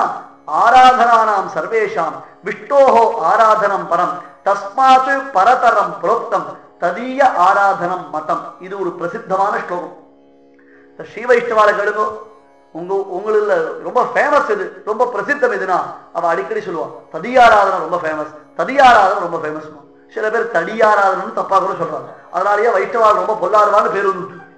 இது தடியாராதனம் இல்ல, ததியாள் ததியாள் நாம் பாகவதர்கள் வைணவ அடியார்கள் என்று. ததியாள் விஷ்ணு பக்தர்கள் அர்த்தம். நாம் பூஜை செய்கிறோம், எத்தனையோ தெய்வங்களுக்கு நாம் பூஜை செய்கிறோம், அப்படி செய்யக்கூடிய பூஜைகளை காட்டிலும் எது சிறந்தது சொன்னா, தேவும் எப்பொருளும் படைக்க பூவில் நான்முகனை படைத்த தேவன் எம்பெருமானுக்கல்லால் பூவும் பூஷணையும் தகுமோ என்பதாக அந்த பகவானுக்கு செய்யக்கூடிய பூஷணைத்தான் உயர்ந்தது, அவனுக்கு செய்யக்கூடிய ஆராதனை தான் சிறந்தது. ஆராதனானாம் சர்வேஷாம் விஷ்ணோஹோ ஆராதனம் பரம். அனைத்து ஆராதனங்களை காட்டிலும் விஷ்ணுவுக்கு செய்யக்கூடிய ஆராதனம் தான் மேன்மையானது. அந்த விஷ்ணு ஆராதனத்தை காட்டிலும், விஷ்ணு தெய்வத்திற்கு செய்யக்கூடிய பூஜையை காட்டிலும் தஸ்மாத் பரதரம் புரோக்தம், அதை காட்டிலும் மேலானது ததீய ஆராதனம். ததீயாள் என்றால் பாகவருத்தமார்கள் வைணவ அடியார்களை பூஜிப்பதுதான் மிகவும் சிறந்தது, சால சிறந்தது. கஜேந்திர மோக்ஷன் கதை உங்களுக்கு எல்லாருக்கும் தெரியும். அதுவும் கம்பராமாயணத்துல விராத ஸ்தோத்திரத்துல விராதன் ராமன ஸ்தோத்திரம் பண்ணும் பொழுது கடுத்த கராம் அது கதுவ என்பதாக, ஹே பிரபோ, அன்றைய தினத்தில் ஒரு வாரணம் அழைத்த பொழுது நீதான ஓடி வந்து ரட்சித்தாய் என்று கஜேந்திர விற்த்தாந்தத்தை விராதனம் ஸ்தோத்திரத்துல காண்பிக்கிறது. இந்த கஜேந்திர விற்த்தாந்தம் எல்லாருக்கும் தெரியும். கஜேந்திரனுடைய பூர்வ ஜென்ம கதை தெரியுமோ? அவர் யாருன்னு கேட்டா இந்திரத்யும்னு ஒரு பாண்டிய தேசத்து ராஜா, இந்திரத்யும்னு பேர். அந்த இந்திரத்யும்னன் ஒரு நாள் விஷ்ணு பூஜை பண்ணிட்டு இருக்கு, நல்ல புஷ்பங்கள் எல்லாம் வச்சுட்டு நல்ல தங்க பாத்திரம் வைர பாத்திரத்தை வைத்துக் கொண்டு பகவானுக்கு பூஜை பண்றது. அவர் பூஜை பண்ணச்சே அகஸ்திய மகர்ஷி வர ராஜாவை பார்க்கறது. ஒரு பெரியவர் வந்துட்டார்னா நாம் என்ன பண்ணணும்? உடனே நாம செய்யற காரியத்தை நிறுத்திட்டு அவளை வணங்கி அவருடைய ஆசீர்வாதத்தை பெற்று அவர்கள் நியமனத்தின் பேரில் நாம் விட்ட காரியத்தை மீண்டும் தொடங்க வேண்டும். இவன் ராஜா பார்த்தான், நான் எப்பேற்பட்ட ராஜா, பெரிய பெரிய தங்க பாத்திரத்துல வைர வட்டிலையும் பகவானுக்கு பூஜை பண்றேன், இவர் ஒரு கொட்டாங்குச்சியும் மண் பாத்திரத்தை வச்சு பகவானுக்கு பூஜை பண்றார், நாம பண்ற பூஜையை இவர் பார்த்து ரசிக்கிட்டவேன்னு கொஞ்சம் இருமாப்போட அகஸ்தியர் வந்ததையும் தான் கவனிக்காமல் உதாசீனாக இருந்தான். இதனால அகஸ்தியருக்கு கோபம் வந்தது. மதம் பிடிச்ச யானையை போல நீ கவனிக்காமல் இருக்கிறதுனால நீ யானையா போக வேண்டியது அவனுக்கு சாபம் கொடுத்தது. இந்த கதையிலிருந்து நாம தெரிந்து கொள்ள வேண்டிய தத்துவம் என்ன என்று ஆராய்ந்து பார்த்தால், பகவானுக்கு பூஜை செய்வதை காட்டிலும் பாகவதோத்தமர்களுக்கு பூஜை செய்வதே சாலச் சிறந்தது. அப்படி பாகவதோத்தமர்களை நாம் பூஜிப்பதினால் என்றோ பகவானுக்கு நம் மீது பிரியம் உண்டாகிறது. இந்த தத்துவத்தை நாம தெரிஞ்சுக்கணும். எனவே ஒரு வருட காலம் தினந்தோறும் 1000 பாகவதோத்தமர்களுக்கு விஷ்ணு பக்தர்களுக்கு நீர் அன்னமிட்டு ததீய ஆராதனை செய்து அவர்களை பூஜை செய்தால் உம்மை நான் கல்யாணம் செய்து கொள்கிறேன் அந்த பெண் கண்டிஷன் போட்டான். இவள் பேர்ல கொண்ட காதல்னால மட்டும் இவர் தலை இசையில, இவருக்கு உள்ளுக்குள்ளேயே அந்த வைஷ்ணவத்துவம் உறைந்திருந்தது. என்னம்மா, உன்னை கல்யாணம் பண்ணிக்கணும், சந்தோஷம், நான் கொடுத்த வார்த்தையை மீற மாட்டேன், அதே மாதிரி நீரும் கொடுத்த வார்த்தையை மீறக்கூடாதுனர் அந்த பெண்மணியின் தலையசைத்தாள். உடனே இவர் தன்னை வைஷ்ணவனாக்கிக் கொள்வதற்கு என்ன வழி வருது? ஆச்சாரியன் கிடைக்கல, சட்டுன்னு ஆச்சாரியன் கிடைச்சுடுறாளா? கிடைக்க மாட்டேன். நேர திருநறையூர் திவ்ய கஷேத்திரத்துக்கு போனது. அங்க பெருமாள் வஞ்சுலவள்ளி சகிதனான ஸ்ரீனிவாச பெருமாள். இப்ப நாச்சியார் கோவில் சொல்றோமோ இல்லையோ, ரொம்ப பிரசித்தமான கல்கருட உற்சவங்கள்லாம் நடக்கிறதே, அந்த கஷேத்திரத்திற்கு சென்று அந்த எம்பெருமானை வழிபட்டார். அப்பெருமானே திருநறையூர் நம்பி அந்த பெருமாளை என்ன பண்ணிட்டார் தெரியுமா? இவருக்கு சமாசிரயணத்தை செய்து வைத்தார். திருவிலச்சினைகளை பிரசாரித்தார். சங்க சக்கரங்களாகிற திருவிலச்சினைகளை பெருமாளே ஆழ்வாருக்கு பொறித்து வைத்தார். அப்ப இந்த ஆழ்வாருக்கு யார் தெரியுமா ஆச்சாரியன்? சாட்சாத் திருநறையூர் நம்பி, அந்த பெருமாள் தான் ஆச்சாரியன். இவர் பின்னால திருவரங்கத்திற்கு மதில் கட்டினார். ஆலிநாடம் திருச்சுற்றுனே பேரு. இன்னைக்கும் ஸ்ரீரங்கத்துல போனா சப்த பிராகாரம் இருக்கும் ஸ்ரீரங்கத்துல. அந்த சப்த பிராகாரத்துல ஒரு மதில் இருக்கே, அதுக்கு என்ன பேரு? ஆலிநாடன் திருச்சுற்றுன்னு பேரு. திருவாலிநாடன் யாரு? இவர்தான் நம்ம திருவங்கையாழ்வார். அவர் கட்டினார். கட்டிட்டு ரங்கநாதர் போய் சேவிக்க போனார். ரங்கநாதன் முன்னு உட்கார்ந்து, என்ன சுவாமி ஏன் இப்படி உம்முன்னு உட்கார்ந்து இருக்கீங்க? என்ன பண்ண? உமக்கு தான் பெரிய மதில் கைங்கரியம் பண்ணிருக்கேன், பிரம்மாண்டமான மதில் கட்டியிருக்கேன், உம்மா யார் அதை கட்ட சொல்லுதுன்னு கேட்டானா ரங்கநாதன். என்னது இது, எவ்வளவு பெரிய கைங்கரியம் பண்ணிருக்கேன், இப்ப சத்திக்கு அந்த மதில் சுவரத்துக்குள்ள என்க்ரோச்மெண்ட் எவ்வளவு இருக்கு, அத்தனை லேண்டி உனக்கு ஆக்குபை பண்ணி கொடுத்துருக்கேன் சுவாமி, இது எவ்வளவு பெரிய விஷயம், இது சந்தோஷப்பட வேண்டாமான. ஆமா, இந்த மடல் பாடினீரே எங்க பாடினீர்? திருநறையூருக்கு பாடினான். மடல், இந்த சிறிய திருமடல் பெரிய திருமடல் சொன்னோமோ இல்லையோ, மடலூறுதல் என்பது தமிழ் பண்பாடு. அது ஒரு விசேஷம். அது ஆழ்வாருடைய திவ்ய பிரபந்தத்துல நாயகி பாவத்துல பாடக்கூடியது மடலூறுதல். காதலன் முகம் கொடுக்காமல் இருந்தானேயானால் அந்த காதலனை முகம் கொடுக்க வைப்பதற்காக இந்த பெண்மணி ஊரால் அறியும்படியான சில காரியங்களை பண்றான். அதை பண்ணினா காதலன் ஐயோ இந்த பொண்ணு இப்படி ஊரெல்லாம் பப்ளிசிட்டி பண்ணிட்டாலே ஓடி வந்து அந்த காதலியை சேருவான். பெருமான் தன்னிடத்தில் முகம் கொடுக்காமல் இருப்பதினாலே ஆழ்வார் தான் பரகார நாயகியாக பாடின பாட்டுக்கள் மடல் என்று புகழப்படுகிறது. இந்த மடல் யாருக்கு பாடின? திருநறையூருக்கு பாடினான். ரங்கநாதருக்கு கோபமான கோபம், இந்த மதில அங்க கொடுத்துட்டு மடலை எனக்கு கொடுத்திருக்க கூடாதான்னு கேட்டான். உம்மை யாரு சுவாமி மதில் கேட்டா? இந்த மடலை இங்க கொடுத்துட்டு மதில அங்க கொடுத்துருக்க கூடாதா? நான் சந்தோஷப்பட்டிருக்க மாட்டான். இல்ல இல்ல, அவருக்குத்தான் மடல். ஏன்னா அவர் ஆச்சாரியன், நீர் பெருமாள், எனக்கு அந்த பெருமாள் ஆச்சாரியன் ஆயிட்டார், நீர் எனக்கு பெருமாளா இருக்குன்னு சொன்னார். ஏன்னா ஆச்சாரியனிடத்துல அவ்வளவு கௌரவம், ஆச்சாரியனிடத்துல அவ்வளவு பெருமை. ஆகையால் இவர் குமுதவல்லியை தான் கல்யாணம் செய்து கொள்வதற்காக என்ன பண்ணிட்டார்? பெருமாளிடத்திலேயே போய் சமாசிரயணங்களை செய்து கொண்டார். அதன் பிறகு பாகவத ததியாராதம் தினந்தோறும் அவருடைய திருமாளியில விசேஷமா நடக்கிறது. இந்த சாப்பாடு போடுறதுன்னு இருக்கே, அது ஒரு கலை. நிறைய பேருக்கு அது தெரியறது இல்லை, நிறைய பேருக்கு அது புரியறது இல்லை. இந்த சாப்பாடு போடும் பொழுது போருமா போருமா அப்படின்னு ஒருத்தன் கேட்டானா அவன் கையால சாப்பிடவே சாப்பிடாதுன்றது சாப்பிடும். ஏன்னா இப்ப ஒரு நல்ல காரியம் நடக்கிறது, ஒரு 4 பேர் சுவாமிகள் வந்திருக்கா, அவ நல்ல வேதத்தை சொல்றா, திவ்ய பிரபந்தம் சொல்றா, நல்ல விஷயங்களை உபன்யாசம் பண்றா, நாம அவளுக்கு ஒரு சம்பாவனை பண்றோம். சம்பாவனை பண்ணச்சே என்ன பண்ணுவோம்? சுவாமி ஏதோ இப்படி கொடுத்துருக்கோம், இது போருமா போராத தெரியாது, இல்ல இன்னும் கொஞ்சம் வேணும். எவ்வளவு பண்றீங்க? 2000 ரூபாய் போராது, 5000 ரூபாய் போராது, 10,000 ரூபாய் போராது, 1,00,000 ரூபாய் போராது. என்ன பண்ணும்? பின்னாடி பூஜ்யத்தை சேர்த்து நேர்னா கூட போராது. ஏன்? அவளுக்கு போருன்றது அந்த திருப்தி வரவே வராது. யாரா இருந்தாலும் ஒரு காசு பணத்தை நாம கொடுத்தோம்னா அவளுக்கு திருப்தி வராது. ஒருத்தரை உட்காத்தி வச்சு நாம சாப்பாடு போடச்ச போறோம்னு சாப்பிடுறவன் தான் சொல்லுவோம், ஐயோ எனக்கு போறோம், இதுக்கு மேல போடாத, இதுக்கு மேல போடாத. இப்ப நாமளே ஒரே ஒரு இடத்துல தான் போறோம்னு சொல்ல போறோம், எங்க? சாப்பிடுற இடம். அதையும் ஒருத்தர் போடுமா போடுவான்னு கேட்டார்னா அவருக்கு மனசே இல்ல சுவாமி. சாதாரணமா வாங்கிக்கிறவனுக்கு தான் மனசு இருக்காரு, இங்க கொடுக்கிறவனுக்கே மனசு இல்ல. ஆகையால் அவங்க ஐயா சாப்பிடாதேன்றது சாஸ்திரம்.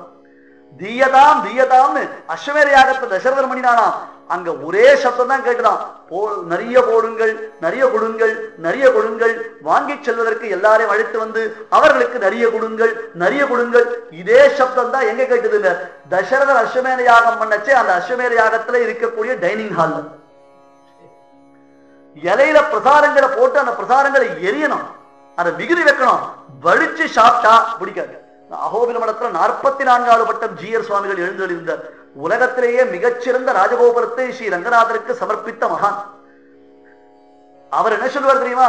ஒருத்தன் அண்ணா இலைய வலிச்சு சாப்பிட்டு வாசல கொண்டு போட்டானா, சாப்பாடு போட்டானா சரியா போடலன்னு அவன் பேர்ல கோவிச்சுப்பார். ஏன்னா அவன் மிகுதியே வைக்கல, மொத்தம் வலிச்சு சாப்பிட்டுருக்கான். அப்ப பொறுக்கா வலிச்சு சாப்பிட்டு இருப்பான். அப்ப நீ போட்டது போடலன்னு தான் அர்த்தம்.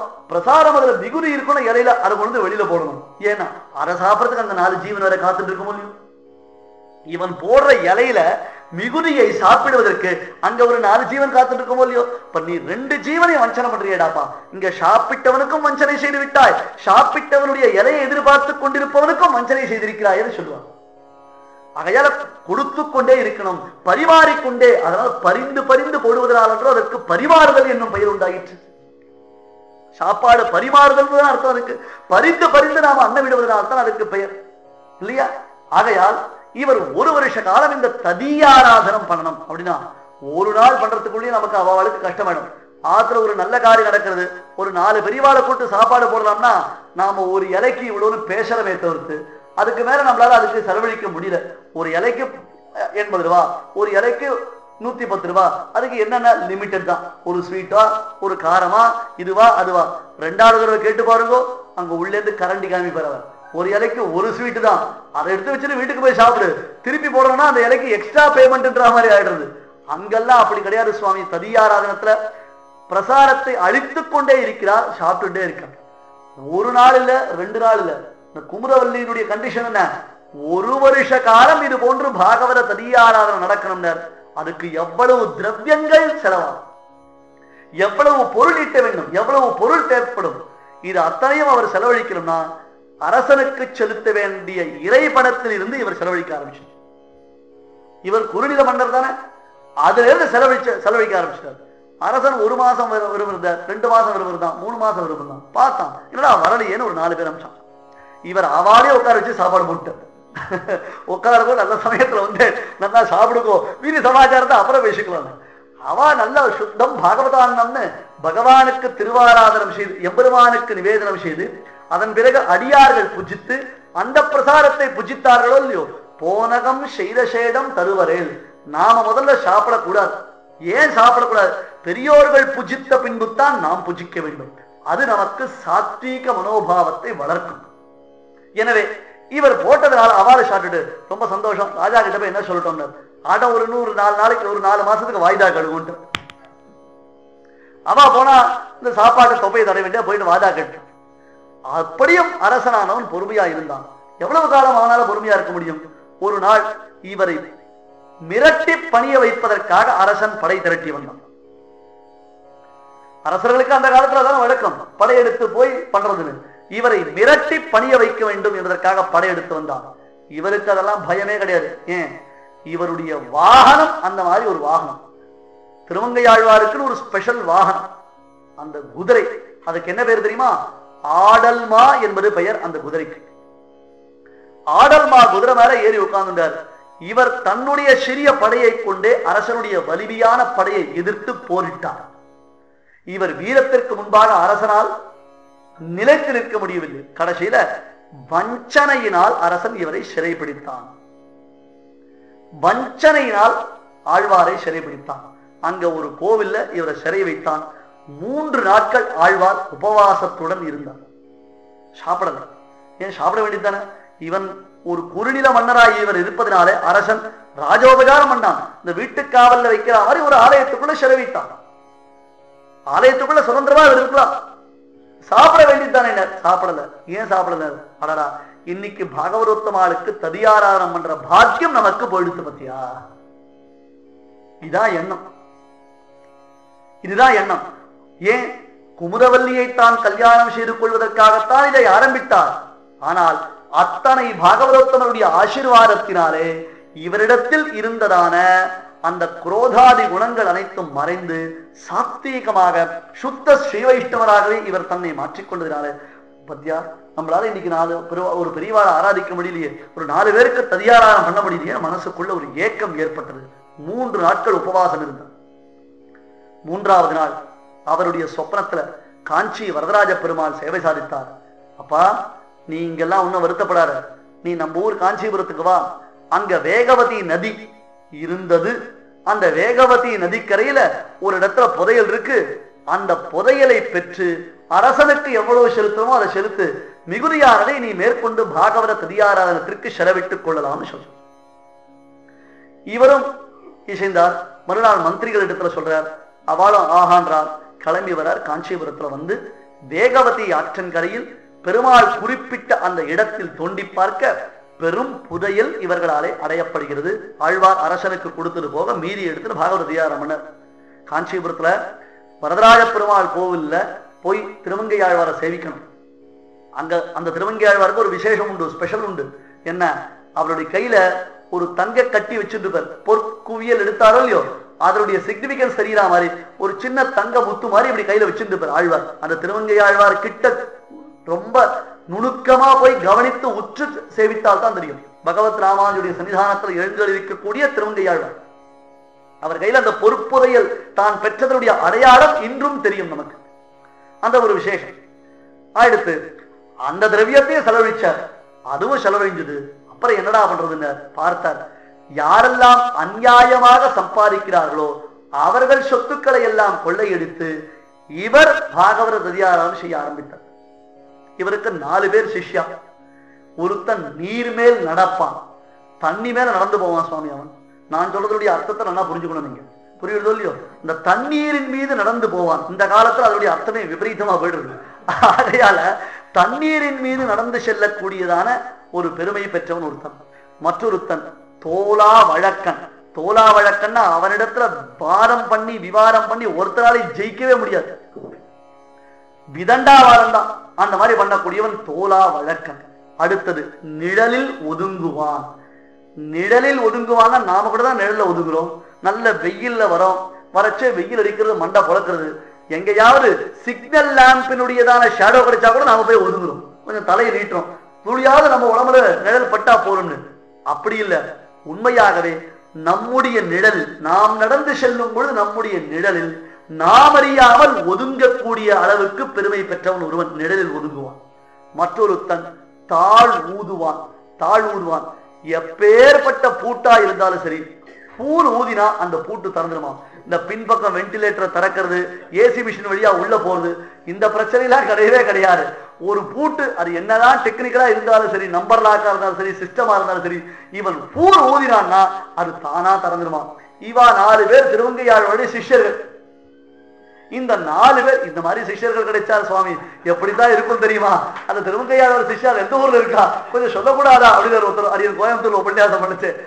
அதனால என்ன எடுத்து இந்த 4 பேர் சிஷ்யர்கள் இவர்களை கொண்டு அநியாயமாக அதீதமாக திரவியங்களை சம்பாதித்து வைத்தவர்களை இடத்தில் அந்த பொருளை கொள்ளை கொண்டு அதை கொண்டு இவர் பாகவத ததியாராதனை செய்கிறார். இது செய்யலாமா, இது சாஸ்திர சம்மதமான்னு ஒரு கேள்வி வந்தது.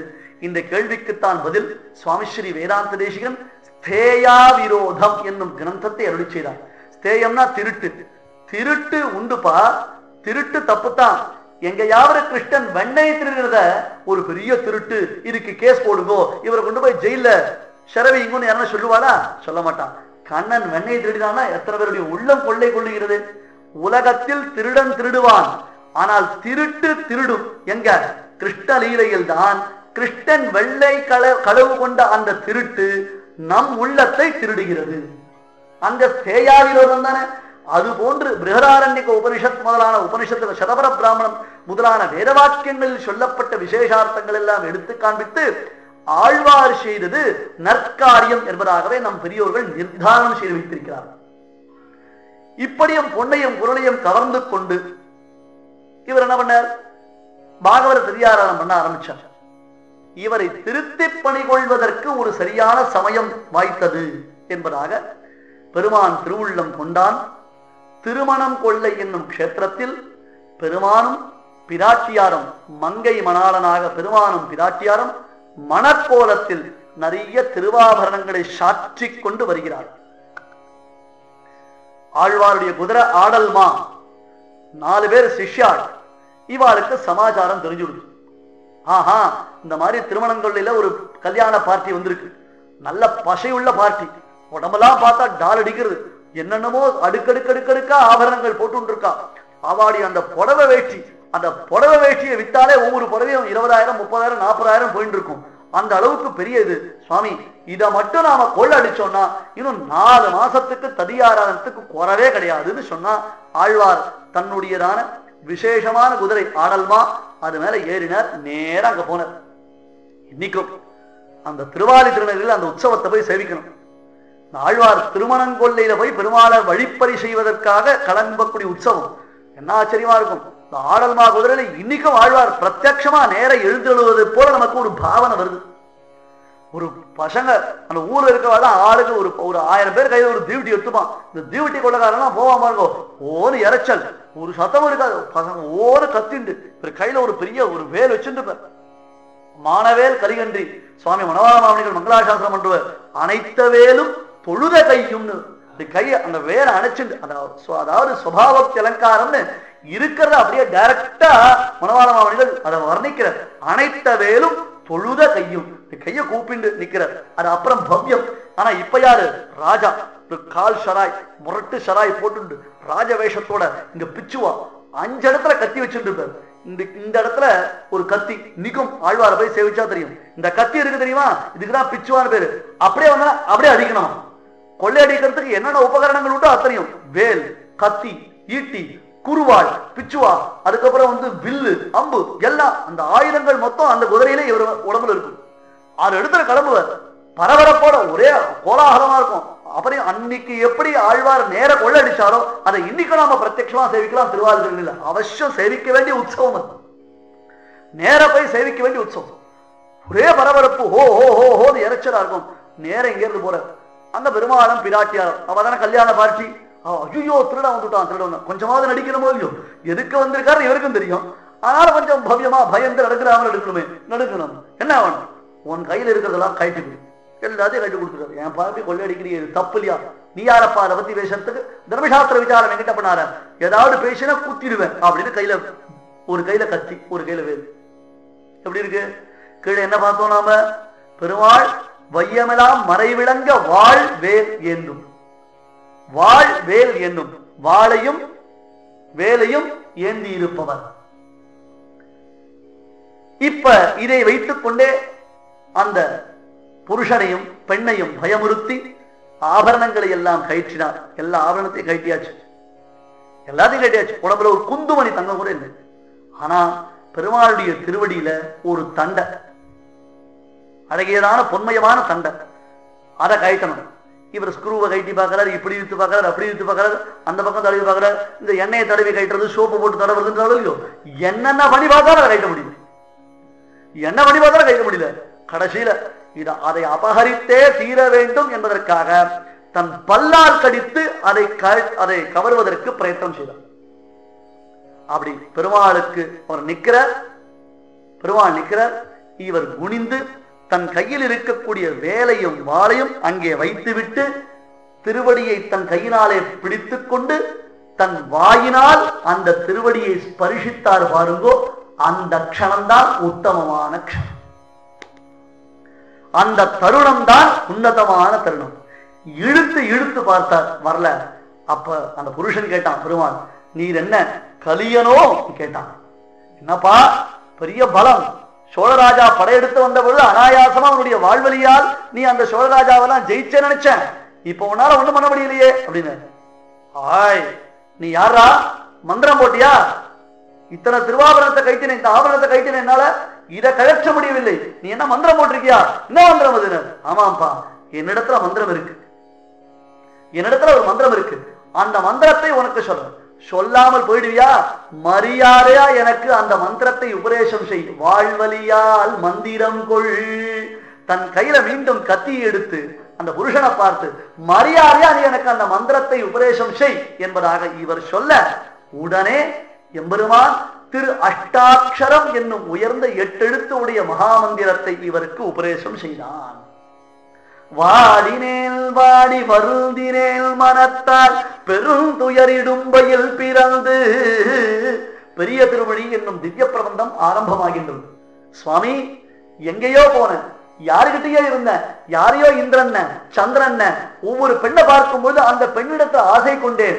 ஆவியே அமுதே என்று அவரவர் பனை முலை துணையாக பாவி ஏன் உணராதிருந்தேன். எத்தனை காலத்தை நான் இப்படி வியர்த்தமாக்கிட்டேன்டாப்பா, எவ்வளவு காலம் எனக்கு வீணாவிடுத்த. அஹோமே மகதீயாதா நிஷ்பலா ஜென்மசந்ததிஹீன், என்னுடைய காலம் பழுதே பல காலம் போயினவென்று அஞ்சு எழுதேன்னு எத்தனை காலத்தை நான் வீணாக கழித்து விட்டேனே. பகவான் உபதேசம் செய்த அந்த அஷ்டாட்சர மந்திரத்துடைய மகாத்மியத்தினாலே இவருக்கு சகல சாஸ்திரார்த்தங்களும் அப்படியே உள்ளங்கை நெல்லிக்கனியை போல தோன்றின.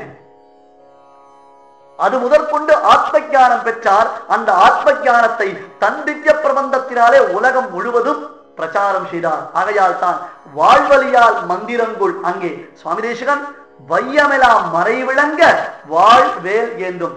ஒரு ஆச்சாரியனிடத்தில் சிஷ்யன் செல்லும் பொழுது எவ்விதம் செல்ல வேண்டும்? அத உபனிஷத் சொல்லித்து தத் விஜயானார்த்தம் சகுருமேவாபிகச்சேத் சமிப்பாணி ஸ்ரோத்ரியம் பிரம்மனிஷ்டம்.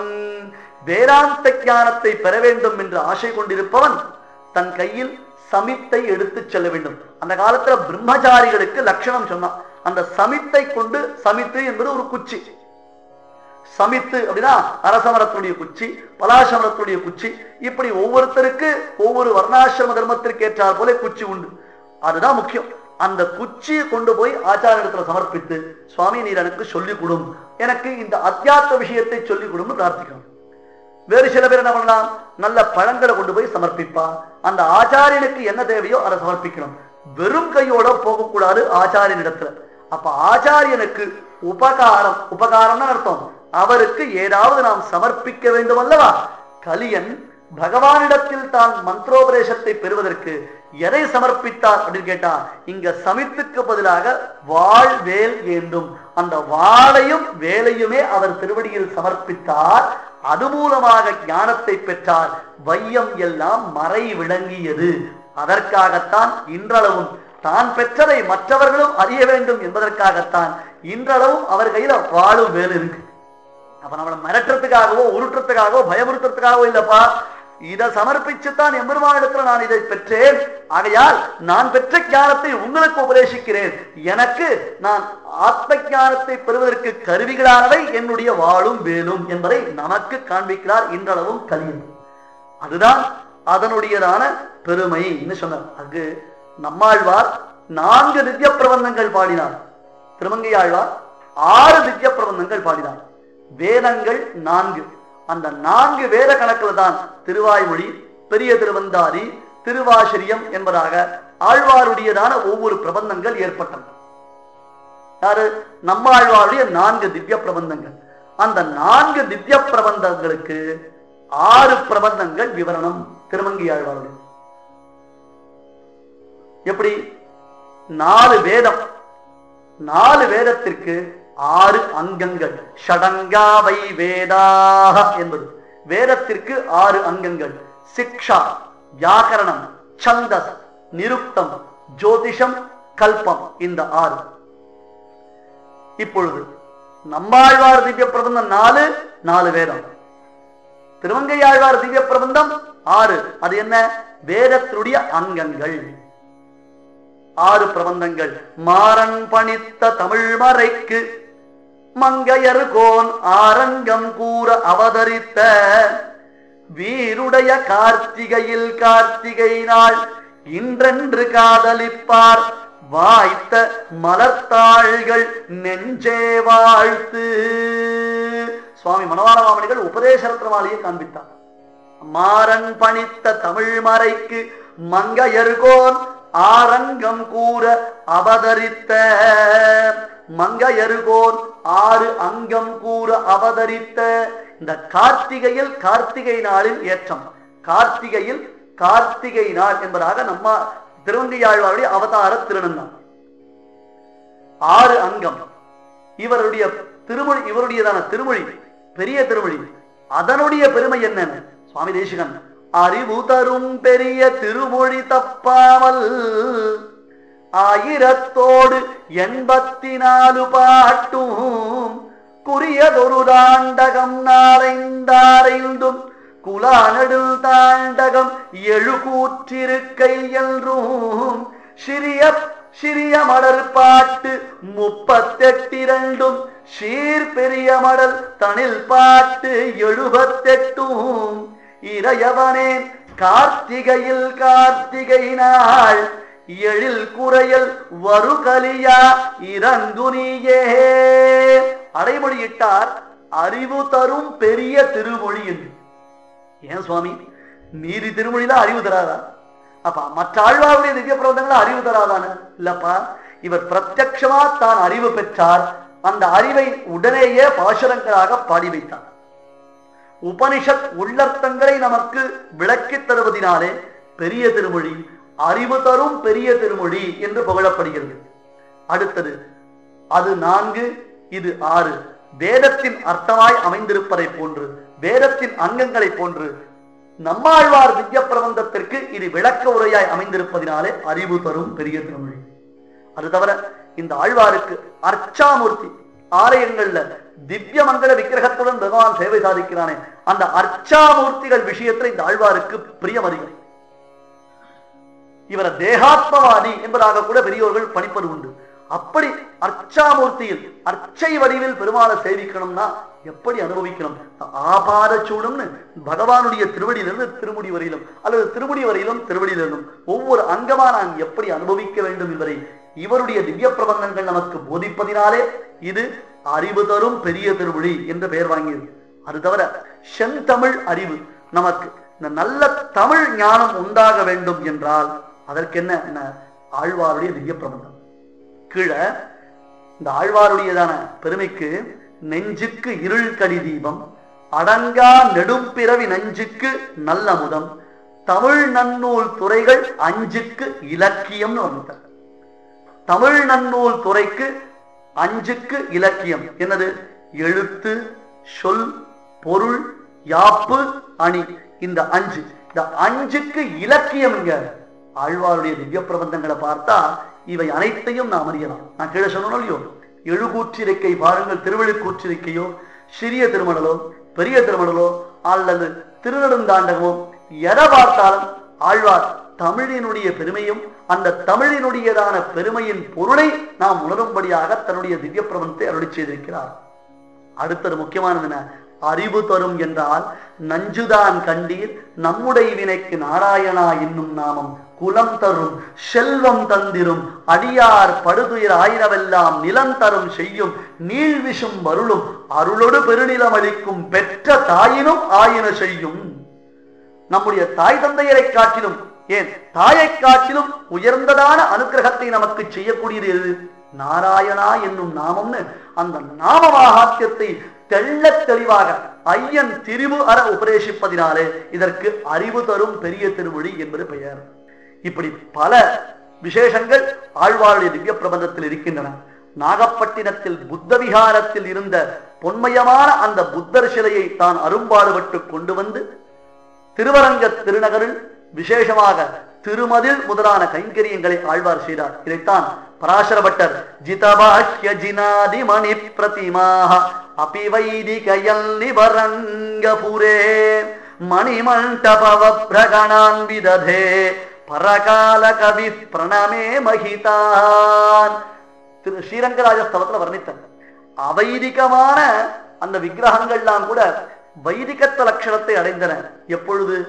ஆழ்வார் அவற்றை கொண்டு வந்து இங்கே மண்டப பிராகார கோபுரங்களாக திருவரங்கனுக்கு அவற்றை ஆட்படுத்தி வைத்ததினாலே இவைகளும் வைதிக பெருமையை அடைந்தன என்று வர்ணிக்கிறார். பல விற்த்தாந்தங்கள், பல சரித்திர விசேஷங்கள் திருமங்கையாழ்வாருடைய தெய்வீக வாழ்க்கையில் பொதிந்திருக்கின்றன. காதலால் கதி பெற்ற மகாத்மா திருமங்கையாழ்வார்னா அதுல எந்த விதமான சம்சயமும் வேண்டாம். ஏன்னா ஒரு பெண்ணிடத்துல காதல் கொண்டார், அந்த காதலுடைய முதிர்ச்சி அவருக்கு எம்பெருமானிடத்தில் தீராத ஆறாத காதலாக பரிணமித்தது. பின்னாளில் தானே பரகால நாயகியாகவே பல திவ்ய பிரபந்தங்களை அருளி செய்தார். ஒரு சமயம் விசேஷமாக நம்ம திருஞான சம்பந்தருக்கும் திருமங்கையாழ்வாருக்கும் ஒரு சமாகமம் ஏற்பட்டது. திருஞான சம்பந்தரும் திருமங்கையாழ்வாரும் சந்திச்சுட்டாராம். காழிச்சீராம விண்ணகரம் என்னும் திவ்ய கஷேத்திரம், இப்ப சீர்காழி சொல்றோமோ இல்லையோ, அந்த திவ்ய கஷேத்திரத்துல ஒருத்தருக்கு ஒருத்தர் சமாகம் ஏற்பட்டது. பெரிய பண்டிதர்கள் ஒருத்தருக்கு ஒருத்தர் சந்திச்சுட்டா என்ன பண்ணுவா? அவ ஒரு பதம் கொடுத்து நீ பாடு அப்படின்னாரு. ஒரு பாட்டு பாடுங்களேன். நானும் திருஞான சம்பந்தம் திருமங்கையாழ்வாரை பார்த்து நீர் ஒரு பாட்டு பாடுங்க. இவர் ஒரு சொன்னாரோ இல்லையோ, அந்த ஒருன்றதான பதத்தை கொண்டார்.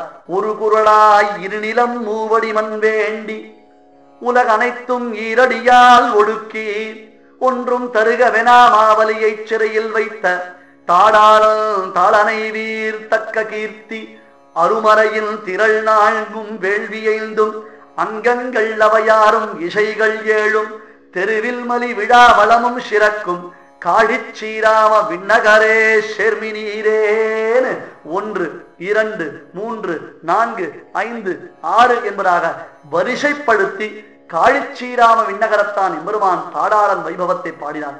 இப்படி அற்புதமா ஒரு பாசுரம் பாடினாரோ இல்லையோ, இவருக்கு ஏதாவது பரிசு கொடுக்கணும்னு திருஞான சம்பந்தருக்கு ரொம்ப சந்தோஷம் ஏற்பட்டதாம். என்ன பண்ணலாம், தன் கையில் இருக்கக்கூடிய வேலை திருவங்கியாழ்வாருக்கு பரிசளித்தார். ஆகையாலே திருவங்கியாழ்வாருடைய திருக்கையில் பின்னாளிலும் வேலானது நிலைத்தது என்பதாக பெரியோர்கள் கூறுவது உண்டு. இப்படி பல அதிசயித்தமான சம்பவ விசேஷங்கள் நாகப்பட்டினத்திலிருந்து புத்த விகாரத்தை கவர்ந்து வரும் வழியில் திருக்கண்ணங்குடி என்னும் திவ்ய கஷேத்திரத்தில் ஆழ்வார் நிகழ்த்தியதான ஒரு அற்புதமானது ஒரு நிகழ்ச்சி. அங்கே இருந்ததான வயல்வெளியில் அந்த புத்த விக்கிரத்தை தான் மறைத்து வைத்து இந்த நிலம் என்னுடையதுதான் என்று தோலா வழக்கனை கொண்டு வழக்கு தொடுத்து பின்னர் மீண்டும் அங்கிருந்து எடுத்து வந்து திருவரங்கத்தில் திருப்பணிகளை எல்லாம் செய்தார் என்று சொல்லுவார்கள். திருவரங்கத்தில் இன்னைக்கும் போனா சேவிக்கலாம். ஸ்ரீரங்கத்துல கொள்ளிடத்தின் கரையில் வடதிருக்காவிரியின் கரையில் தசாவதார சன்னதின்னு ஒரு பெரிய சன்னிதி அமைஞ்சிருக்கு. இப்ப அகோபிலோடம் அதுதான், அகோபிலோடத்தின் ஆதீனத்தில் இருக்கு அந்த சன்னிதானம். அந்த தசாவதார சன்னதியில தசாவதார பெருமான்கள் ஒரு வரிசையா எழுதிருப்பான். உலகத்துல எங்கேயுமே பார்க்க முடியாது அப்படி ஒரு கர்ப்பகிரக விமானம், பிரம்மாண்டமான கர்ப்பகிரக விமானம். ஏன்னா 10 பெருமாளுக்கு சேர்த்து ஒரே விமானம். சாதாரணமா கோவில் கருவறை சின்னதா இருக்கும், அதுக்கு மேல ஒரு விமானம் கட்டிடுவான். ஆனா இங்க கருவறைக்குள்ள தசாவதார மூர்த்தி இருக்கிறதுனால ரொம்ப நீளமானது ஒரு விமானம். அந்த இடத்துல மேல போனா ஊஞ்சல் கொக்கில மாட்டிருக்கும். இருக்கு சுவாமினார் திருமங்கையாழ்வார் அங்கதான் எழுதிருப்பாராம். அந்த இடத்துல தான் உட்கார்ந்து தன்னுடைய பாசரங்கள் எல்லாம் அருளி செய்வார். மேலும் விசேஷமான அந்த சம்பிரதாயார்த்தங்கள் எல்லாம் அங்கதான் பார்ப்பார்னு ஆழ்வார் எழுந்தளி இருந்த இடம் அந்த மேல இடத்தை காண்பிப்பான். ரொம்ப வசத்தியான இடம், மகான்கள் இருந்த இடம்னு நாம் அதை சேவிக்கணும். அதுபோன்று திருமங்கையாருடைய சரித்திரங்கள்ல அநேக அற்புதங்கள் உண்டு. அவருடைய பாசுரங்கள் பெரிய திருமொழி, திருக்குறுந்தாண்டகம், திருநெடுந்தாண்டகம் என்று 6 விதமான திவ்ய பிரபந்தங்கள் நமக்கு அறிவு தரும் திவ்ய பிரபந்தங்களாகவே அமைந்திருக்கின்றன. வாழி பரகாலன் வாழி கலிகன்றி வாழி குறையலூர் வாழ்வேந்தன் வாழியரோ மாயோனை வாழ்வலியால் மந்திரங்குள் மங்கையருகோன் தூயோன் சுடர்மானவே.